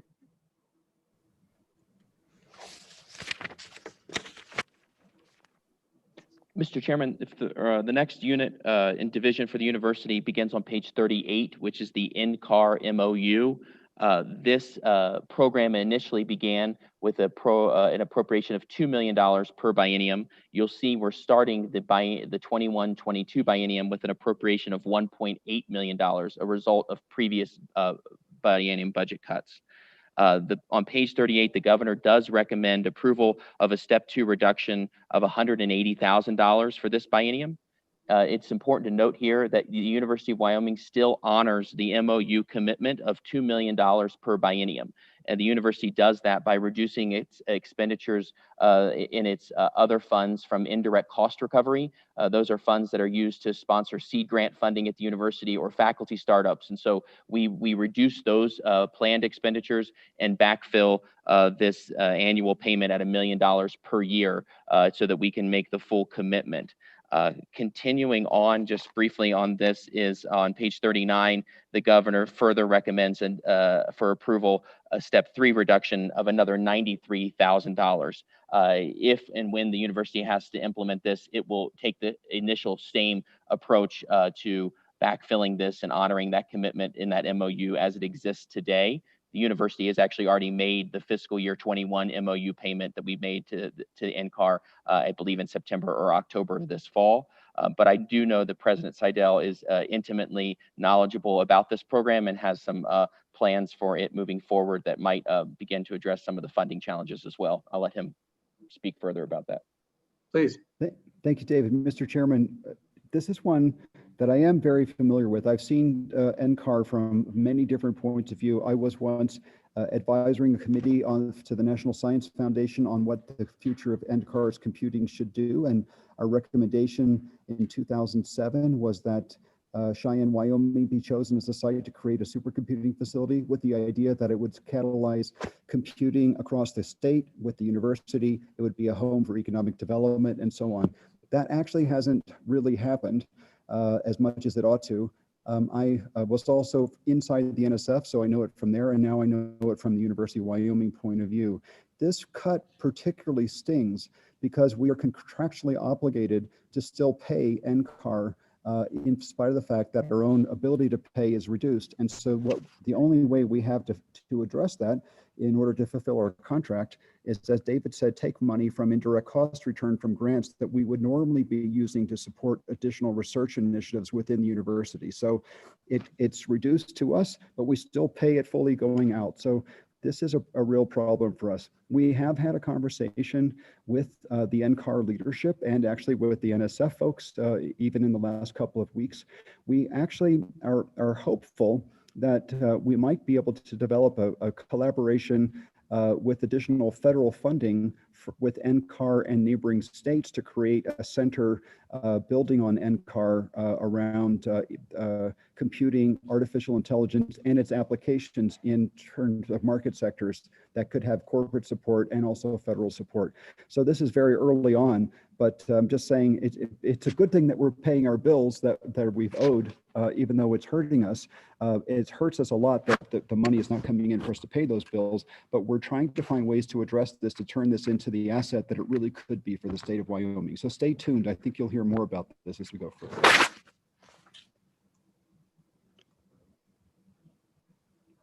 Okay, please proceed, Dave. Mr. Chairman, moving on to our final division in this agency, which is the endowments that begins on page 41. You'll see this initial appropriation was for one-time funding of $21.25 million for this biennium. I want to break that out with you here on column 7. You'll see that $15 million of this appropriation remains after step 2 and step 3. That $15 million remains is related to 2 projects that were in the budget bill footnote, specifically $12 million for research related to the flameless pressurized oxy-combustion technology, and $3 million for research related to the Center of Innovation for Flow-Through Porous Media. Those two, $12 million and $3 million together, combined for that $15 million figure that remains in this line item that is not being reduced. What's the one program that's being reduced? Just remind me to. Yeah, Mr. Chairman, the $6.25 million that's being reduced is actually all contained within footnote number 8 of the budget bill, and that specifically allocates matching funding for endowments $1 million to Tier 1 or Science Initiative, 1.5 million for endowed professorships in the College of Agriculture for agricultural excellence, $2.5 million of matching funds for programmatic endowments in the College of Ag, with the earnings supporting production agriculture with an emphasis on ranch and range management, and 1.25 million of matching funds for permanent endowment to help support the College of Law's clinical and experiential learning program. On page 42, you see that the governor does recommend for approval a cut of 6.25 million for this biennium of that funding. But in response to that, the university, in that reduction, the Board of Trustees has committed to using funding from university reserves to maintain the availability of these matches in accordance with the purposes and intents that are outlined in footnote number 8 of the budget bill. And to date, the university has secured matches of approximately $2.8 million of this 6.25 million allowed. So we're having some initial success in the first few, well, I guess first 2 quarters of this biennium already. I'm not sure what that means. If the money was for matching, and if you receive the match, then you're not canceling it, or what does that mean? Mr. Chairman, it means that if the match is still received, that the university will provide the funding to match it from its reserves. It will go through our established process with our Board of Trustees, who will review the donor agreement to make sure that it is in accordance with the footnote number 8, those 4 programs I outlined earlier. And if it meets those, then the university will provide the matching funds to endow these programs. So David, we're going to do markup next week. And so in order for us to retain this information and have it handy, particularly on these projects, would you just shoot us a kind of a breakdown of it so that forward that on to Don, so that when we walk through this budget, we can know precisely what we want and can do, and so we can specify our actions. Mr. Chairman. Please. So, Mr. Chairman, just an observation, David, as you put this budget together, you come in here and you talk about the explanation of the reduction, and you've cut and paste the same summary on each of these, and then you go in to explain to us here verbally in detail what each of these reductions are, which is very helpful. It would have sure been helpful, like the other agencies, to include that in this, because I can't go back and tell you what these reduction in grant payments and everything are, other than you followed the university regulation 2-112 like you've done on every other page. So we're here, this helps us educate our colleagues. This isn't just for us to have a discussion with you, but we're going to get these questions on the floor. What does this mean and how does it do it? And I just can't make notes that fast. So just a suggestion as you move forward. Mr. Chairman, may I also add a comment? I want to point out how important philanthropy and donor intent here is going to be for us, especially going forward. We're going to have to double down and find every way we can to raise private funds. And so that's why this is a difficult one for us when potential expectations of donors around matches might not be achieved. That's why we had a conversation with the Board of Trustees and why we've committed to make sure that we can provide the matching. So, but just in the future, it will be very important for us to double down our efforts to raise private funds. Mr. Chairman. Go ahead. Mr. Chairman, first of all, I'd like to thank you guys for covering that. Obviously, some of that was stuff that I was keenly interested in the budget last year. My question, though, is moving forward, you're going to cover this biennium, but this is a biennial reduction that looks to me like not a one-time cut. So that means the next budget won't have it. And my question to you guys, will you be able to cover it another biennium, or is this, I assume that this is, you're just going to cover it for this biennium because that's too far out to make those sorts of decisions. Representative Summers, Mr. Chair, I'll just say that's true. This could be a longer term. We can't keep going to the strategic reserves of the university to do this sort of thing. So this is going to be an issue for us going forward. Mr. Chairman, Representative Summers, that's exactly right, that we would continue to address this and look to other revenue sources or additional cuts if necessary when this $6.25 million is rolled into the 23-24 biennium.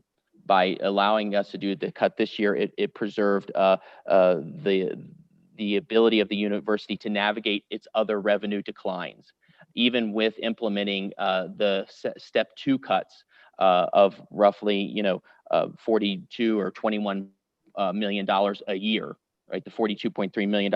The university, because of the direct impacts of COVID, are forecasting a net loss of this fiscal year anywhere from 10 to 15 million. I give you that range because we don't know. It's probably going to be closer to 15 because at the time, it depends on how many men's and women's basketball games that we can have attendance at. That doesn't look like promising anymore. It was going to be closer to 10 if we had a full season with attendance. It's not that case. It was closer to 10 if we played a couple more home football games, which we didn't get to play. It depends on what in spring enrollment looks like. Our spring enrollment continues to look suppressed even further than the fall enrollment. Right now, we're approximately sitting at 73% of students who are enrolled for spring of what our last spring census was. So that's what we're monitoring for this coming fiscal year. So looking at an overall revenue shortfall of anywhere from 10 to 15 million, but probably closer to 15.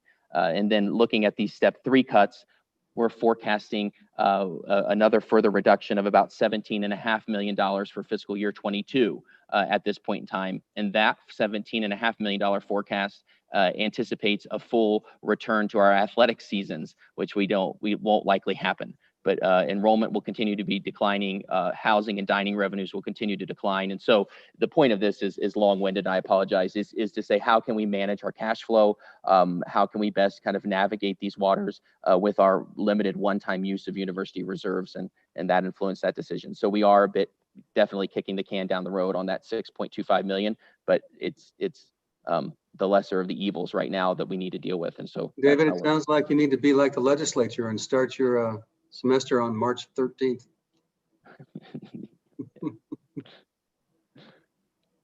Mr. Chairman. Go ahead, Representative Walters. Thank you, Mr. Chairman. Following up on Chairman Nicholas as well as Representative Larson's comment, David, it'd be great if you'd share your notes on all of the budget, just so we could fill in those gaps that are not contained within your budget document. But my larger question, it really comes from a review of some of our other agencies. Does the university pay on the behalf of its professors professional dues for those professors? So for example, if you're a professor but also a professional engineer and you have professional engineer dues to remain, or a lawyer in the College of Law, do they pay the State Bar or the American Bar Association? And pick the college, pick the profession. Does the university cover those for those particular faculty members?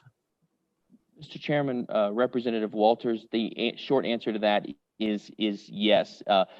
The university does have policies in place to help manage those costs. So we look towards institutional memberships where everyone can be a member of. So the National Association of College and University Business Officers, the university has an institutional membership too, so that anybody who's a business officer can be, or financial manager can be a member of that. We also have a policy in place that requires that the supervisors approve of that membership so that individual departments can effectively and efficiently manage the costs. And then third, I will say, I don't have this at my fingertips, but in my experience of approving transactions through the system, a lot of those expenses are going to be paid off of indirect cost recovery dollars or foundation accounts. That's not all of them. I don't want to give any impression that they all are paid off of that, but they aren't necessarily all general funds use. After our round of cuts to previous cuts, operating budgets have been rather tight. They'll be even tighter after these step 2 and step 3 cuts. And so those types of memberships and dues are less and less likely off of general fund dollars. Well, it's nice to know that you guys all went after our favorite programs. Mr. Chairman, another question. Briefly, what has the athletics department done in terms of reductions to rein in some of their costs, knowing that they haven't had too many folks, attending games and too many games to attend? Mr. Chairman, I'll just start with that, and then I think we do have Tom Berman. I don't see him here, but I know Tom is lurking somewhere. So they've been incredibly resourceful in looking at ways to address this, as well as working very hard as I work a lot with the Mountain West college presidents to think about ways to ensure that at least whatever revenue can be brought in is brought in. But Tom Berman has done a tremendous job in terms of reining in costs. Tom, do you have a few minutes to say hello?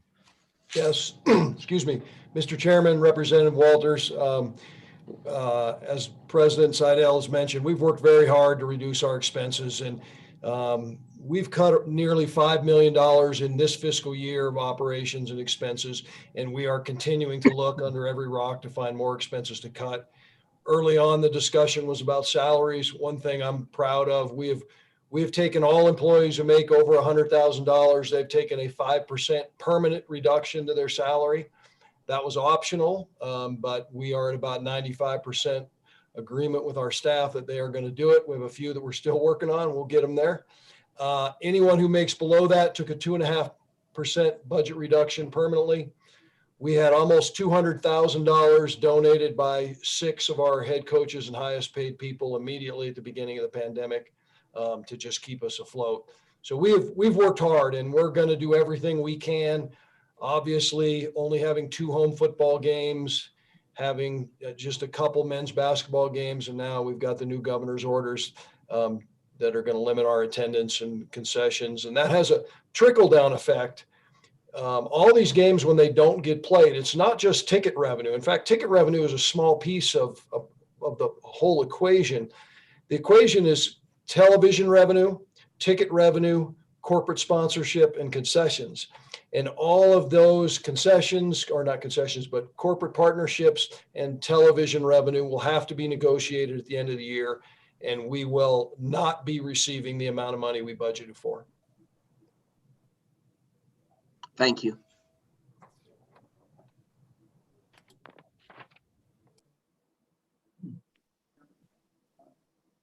Okay. David? So, Mr. Chairman, the last bit, I just know there was a brief question, and we can follow up in writing with Don related to other funding that the university receives from other state agencies. We can tell you to date, in fiscal year 21, the university has received about $6.6 million of funding from other state agencies. These are typically direct funding to organizations at the university for research or specific programs. And so we keep these funds separate from our other general funds, and that's why we can report on them. The largest funding for this fiscal year have come from the Wyoming Business Council at $2.5 million, the Wyoming Department of Health for $900,000, Workforce Services at $686,000, and the Department of Agriculture for just a little shy of $500,000. So as those agencies continue to work through their budgets and make their reductions, we'll work with them, but these will be just as any other external funding. If those funds are reduced, it will be further reductions the university will have to manage through as we treat these quote unquote as soft dollars because they are typically earmarked for very specific projects or programs within our financial system. But we can provide more greater detail and follow up. I was going to say, just provide that and Yes. so we know the number, because it's a useful number for us in our discussions. So, Mr. Chairman, it might be a good time if you would like, if we could switch and discuss the WICHE program, if that would be all right. Sure, let's do it. All right, thank you. So I would like to introduce Alex Keene, whom you all know, who would walk us through the WICHE program. And we also, I think we have David Jones available as well.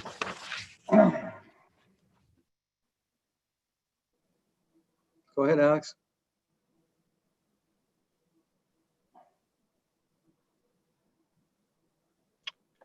Good afternoon, Mr. Chairman and members of the committee. The WICHE agency is actually 069.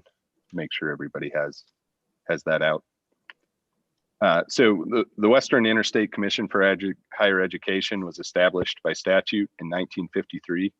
The mission of WICHE is to provide residents within Wyoming and other Western states within the compact an opportunity to obtain high quality, cost-effective education without replicating programs in every state.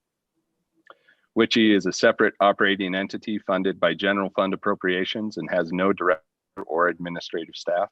The functions of the agency are performed by personnel within the University of Wyoming, under the umbrella of the College of Health Sciences. The budget is comprised of dues, which must be paid in order to fully participate, a small amount of funding for travel to attend WICHE meetings, advertising, and printing. And the remaining funds are student support fees in the health profession fields. The step 2 reduction of 10% equals $510,562 and can be seen beginning on page 8. And the step 3 reduction is 2.5% and equates to an additional reduction of $127,640. These reductions are being applied to Object Code 0608 aid on behalf of students. The governor recommends approval of these reductions. These funds primarily support the Professional Student Exchange Program, which offers Wyoming residents access to professional education in 9 fields: dentistry, medicine, occupational therapy, optometry, osteopathic medicine, physical therapy, physician assistant, podiatry, and veterinary medicine. The actual number of students supported in any field may vary, but is done within the total budget appropriated for the program. So cuts to the WICHE program reduce the number of Wyoming residents that can be supported in these high-need health professions. And Dr. Jones, if you're on, you can provide a little more of an explanation on the impact of these reductions. Sure, thank you. Mr. Chairman, as Alex alluded, the budget for WICHE from year to year, or the funds that are used, can be very fluid depending on how many students apply for graduate programs in any of those medical areas. So in terms of addressing the reduction, we simply would offer fewer slots in various areas. Some of the reduction for phase 2 is actually, these were slots that were not filled. We simply took are using the funds that in slots that were not being used. We would continue then, if for phase 3, we would simply continue along those lines and offer fewer slots in some of the areas that we could offer.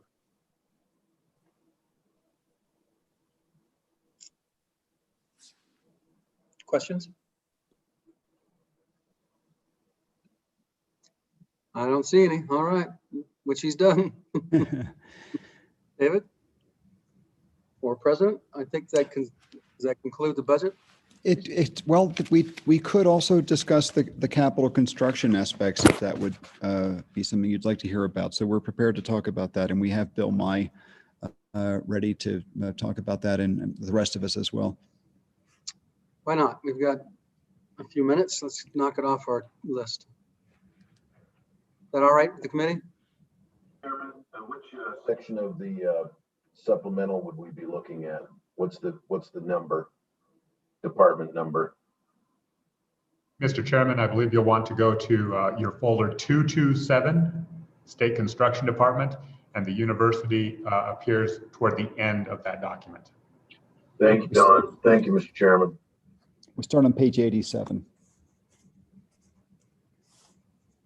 Mr. Chairman. Go ahead.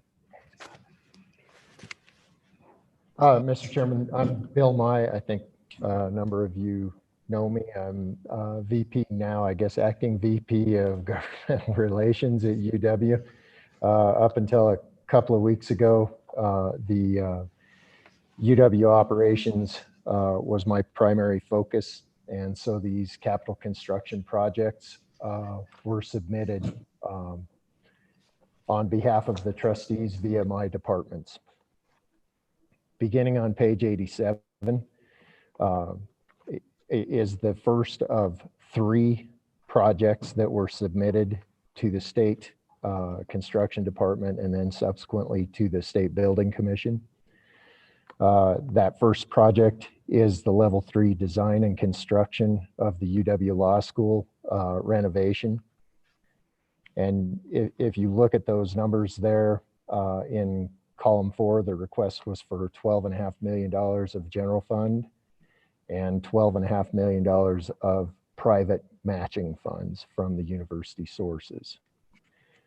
The governor on page 89 recommended denial of that, though the SBC did did forward the rec to the governor. It was denied on page 89. Any questions with that one, Mr. Chairman? Well, we'll have to see about that one, huh? Mr. Chairman, if I may, Mr. Mai, is the governor also against the 12.5 million of private funds? The way I read it, he is, but please correct me.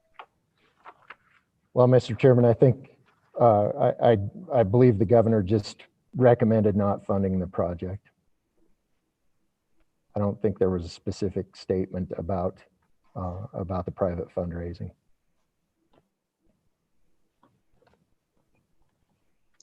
Okay, next, anything else? Mr. Chairman, page 91, there is a summary page of the same request that you saw last year. Well, not last year, but last winter for the Corbett Natatorium and War Memorial West Stand renovation. You can see the total project is $74.3 million.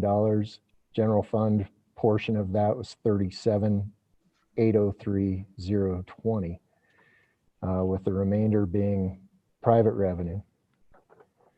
Governor's recommendation on that one's a little more complicated. He split the project out, recommended a total of $25 million of SIPA funding to build the Corbett Natatorium, denying the rest of the project.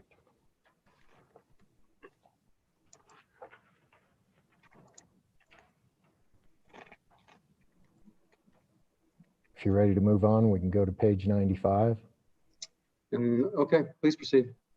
Mr. Chairman, page 95 is the summary page for the Lewis Street Corridor project, level 3 design and construction funding. $10 million total request, $6 million of general funding, $4 million of university funding. I'm sure, as you are all aware, with that series of buildings being built on Lewis Street, including the science building, the engineering building, the STEM building, what hopefully will soon be the new student housing going up on the corner of 15th and Willett and Lewis, right in that area. There is a need to tie together the Lewis Street area and tie it into the university campus. And that's what this project is. The $4 million stated from UW funds are funds that have already been set aside. Excuse me. Funds that have already been set aside for components of that overall project. And the $6 million request, pardon me again. The $6 million request is for the remainder. And so it's the project is as envisioned right now, and understand it has not been approved fully by the trustees yet. As envisioned right now, the project splits up between areas all the way up to 13th Street on Lewis Street and clear down to 9th Street on Lewis Street. So it won't be any surprise that there might be a request that you have to take full possession of King Street in order to get any funds like this and relocate the dorms a little bit? Would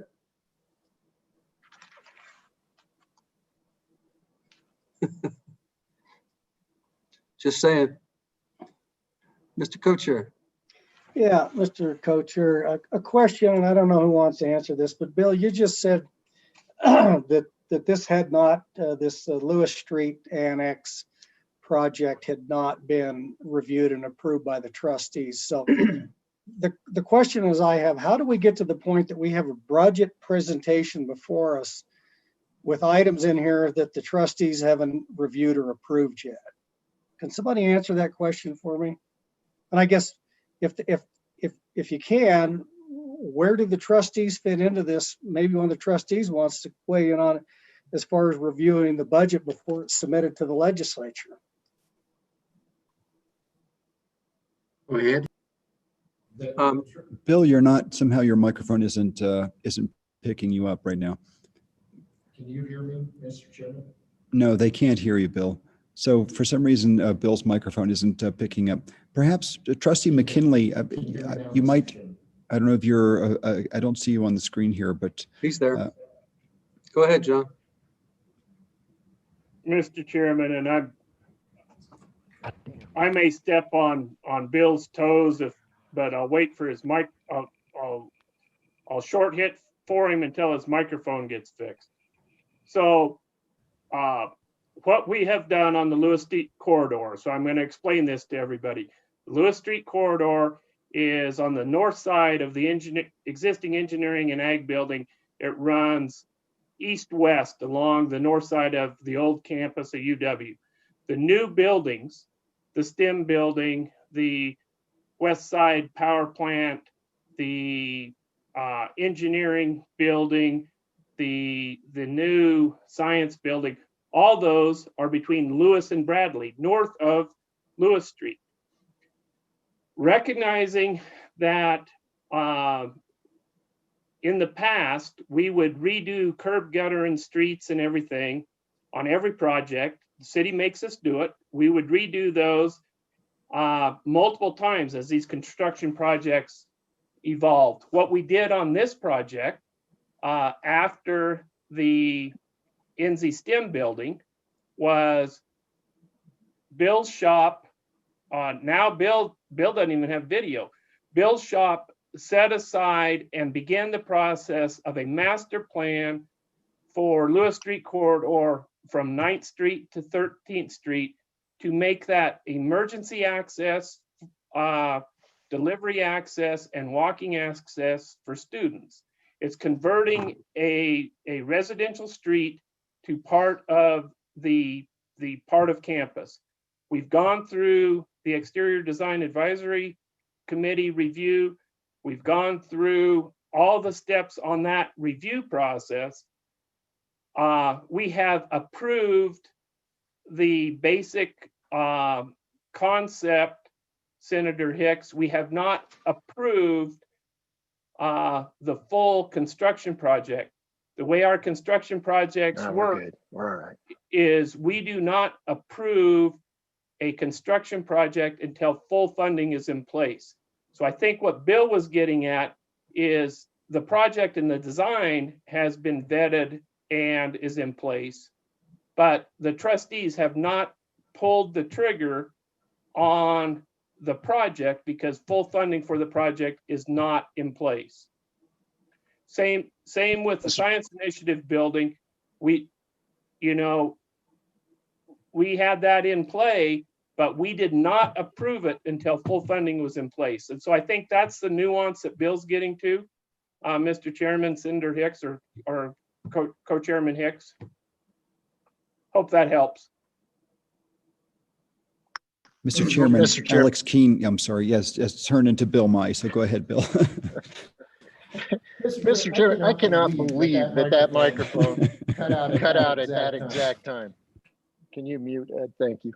So what I was going to say, and Trustee McKinley handled it just fine, but the part that I was going to say had not been approved is the existing funding that UW has allocated to the project. So as envisioned right now, there are two pieces that could be funded with that $4 million that is identified by UW trustees as a part of this total $10 million project.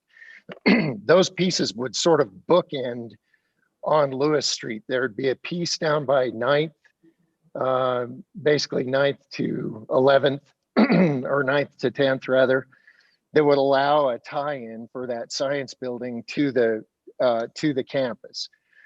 Same thing up closer to the College of Education and back behind the College of Agriculture.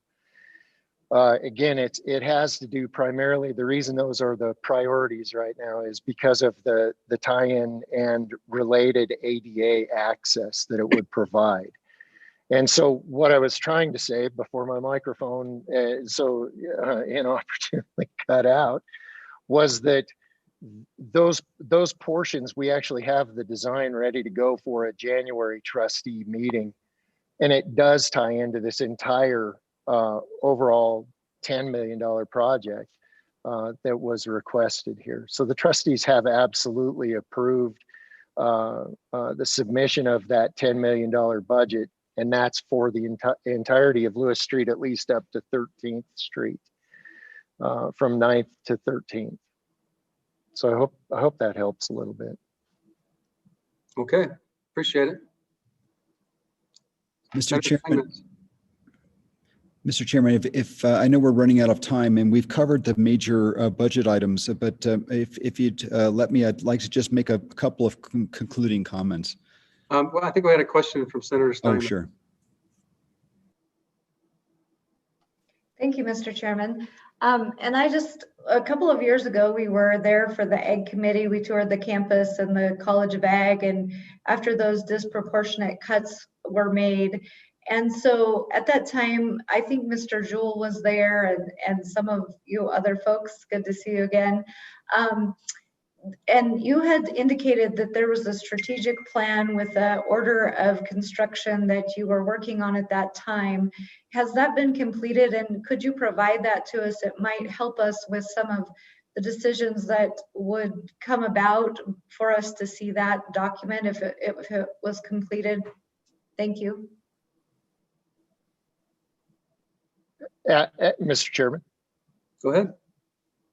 Absolutely, we can provide you with that strategic campus plan, campus master plan. We'd be happy to share that with you. Further questions? I don't see any. Okay, going once, going twice. Anything with UW or before closing comments by the Dean? Vice Chair. Yeah, Mr. Chairman, while we've been going through the budget.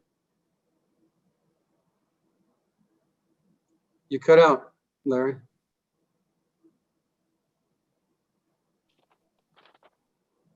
Can you hear me now? Yeah. Yeah, Mr. Coach here. So I want to just pick up as we've been going through the budgets today. Was flipping through the degree programs at the University of Wyoming, just out of curiosity to see how the proposed position cuts might affect any college. And quite frankly, I was shocked at the level that the College of Agriculture has been decimated by previous cuts. You can no longer get a degree in bachelor's in soil science, bachelor's in ag economics, a bachelor's in agronomy, a bachelor's in plant science. Those programs don't even exist. And we're going to take further cuts.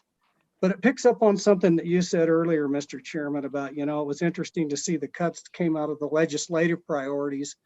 And then I read the narrative on page 70, and it says these cuts, referring to the level 2 cuts, will lead to accreditation issues in engineering, social work, nature, or nursing, pharmacy, business, and range management, 2 of which are pillar programs for a land-grant institution, which be range and agriculture and engineering. And as I sit through this, it gives me a great degree of pause to see where we're at with the university today.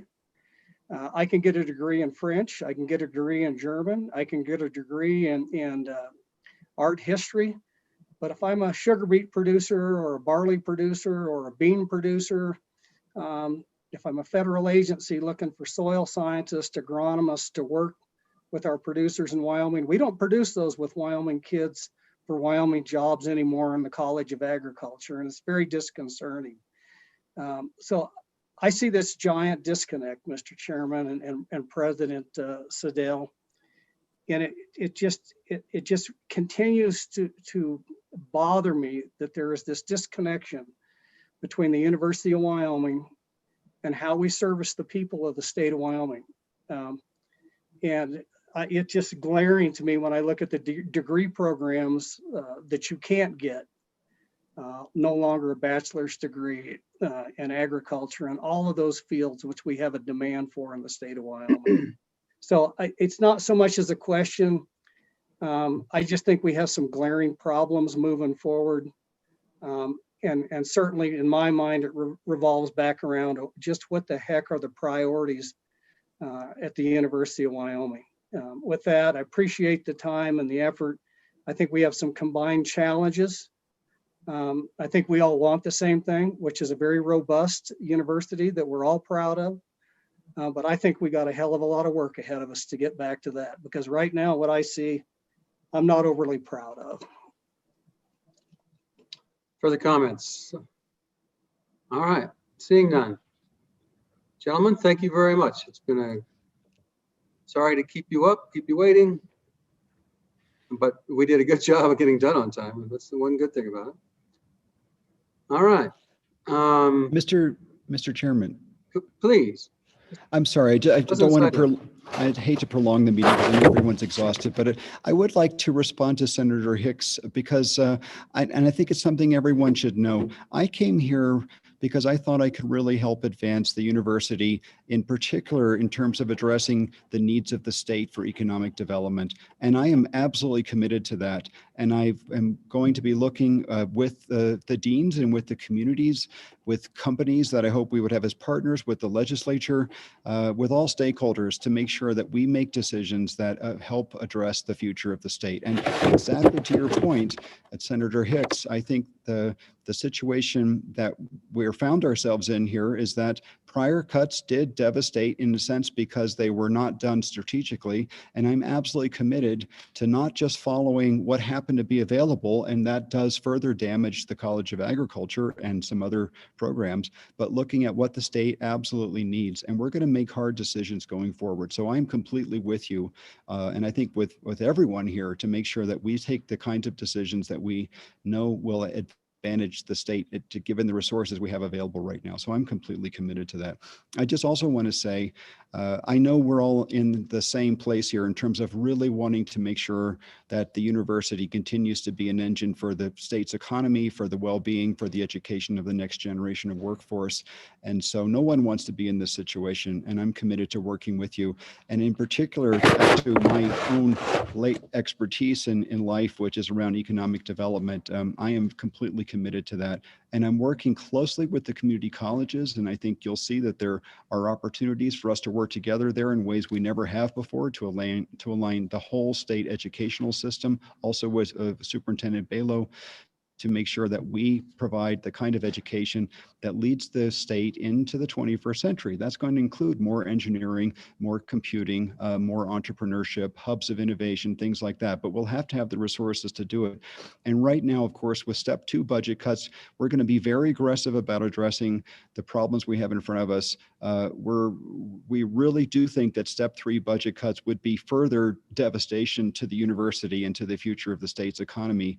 And I did double check the numbers that they are equivalent to the budgets of the College of Education and Law. So just we'll send you the numbers on that, but that shows you the magnitude of what step 3 cuts would do to us.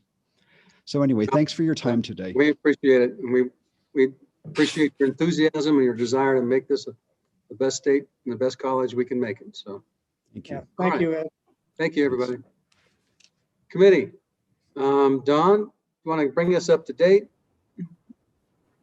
Mr. Chairman, you have no further agencies to address on Thursday. Friday's agenda includes the Military Department, the Department of Environmental Quality, along with the EQC, that's the council. And then the Department of Education, inclusive of the School Foundation Program, rounds out the morning. In the afternoon, the Department of Revenue and the Department of Corrections, inclusive of the Board of Parole.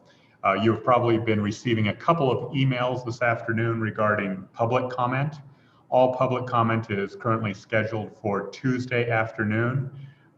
If you wish to revise that policy, I know you're receiving a fair bit of concern about not being let in during these agency hearings. But unless we get clear direction from you, we're going to hold to the agenda that was approved, which has public comment at the end of all budgets.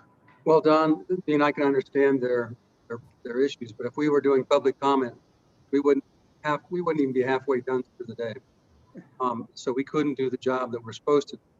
We want all the written comments as possible. I know that we didn't leave much time for public comment, but we will do everything we can to open up public comment for as long as reasonably possible within our schedule. Okay, anything else for the good of the, Yeah, Mr. Chairman. go ahead, Mr. Yeah, Co-Chair. Chairman, I just support your statement there. And we need to have public comment, but we've got an agenda and a critical time element to get through this thing. And this is not the end of it, folks. And whatever happens in the next week and a half, there's going to be plenty of opportunity to hear from the people of Wyoming. And this is just a first step. So thanks for working with us on this, and we'll look forward to those comments next week. All righty. Thank you, everybody. We'll talk to you all tomorrow. Larry, we're going to miss your pretty face.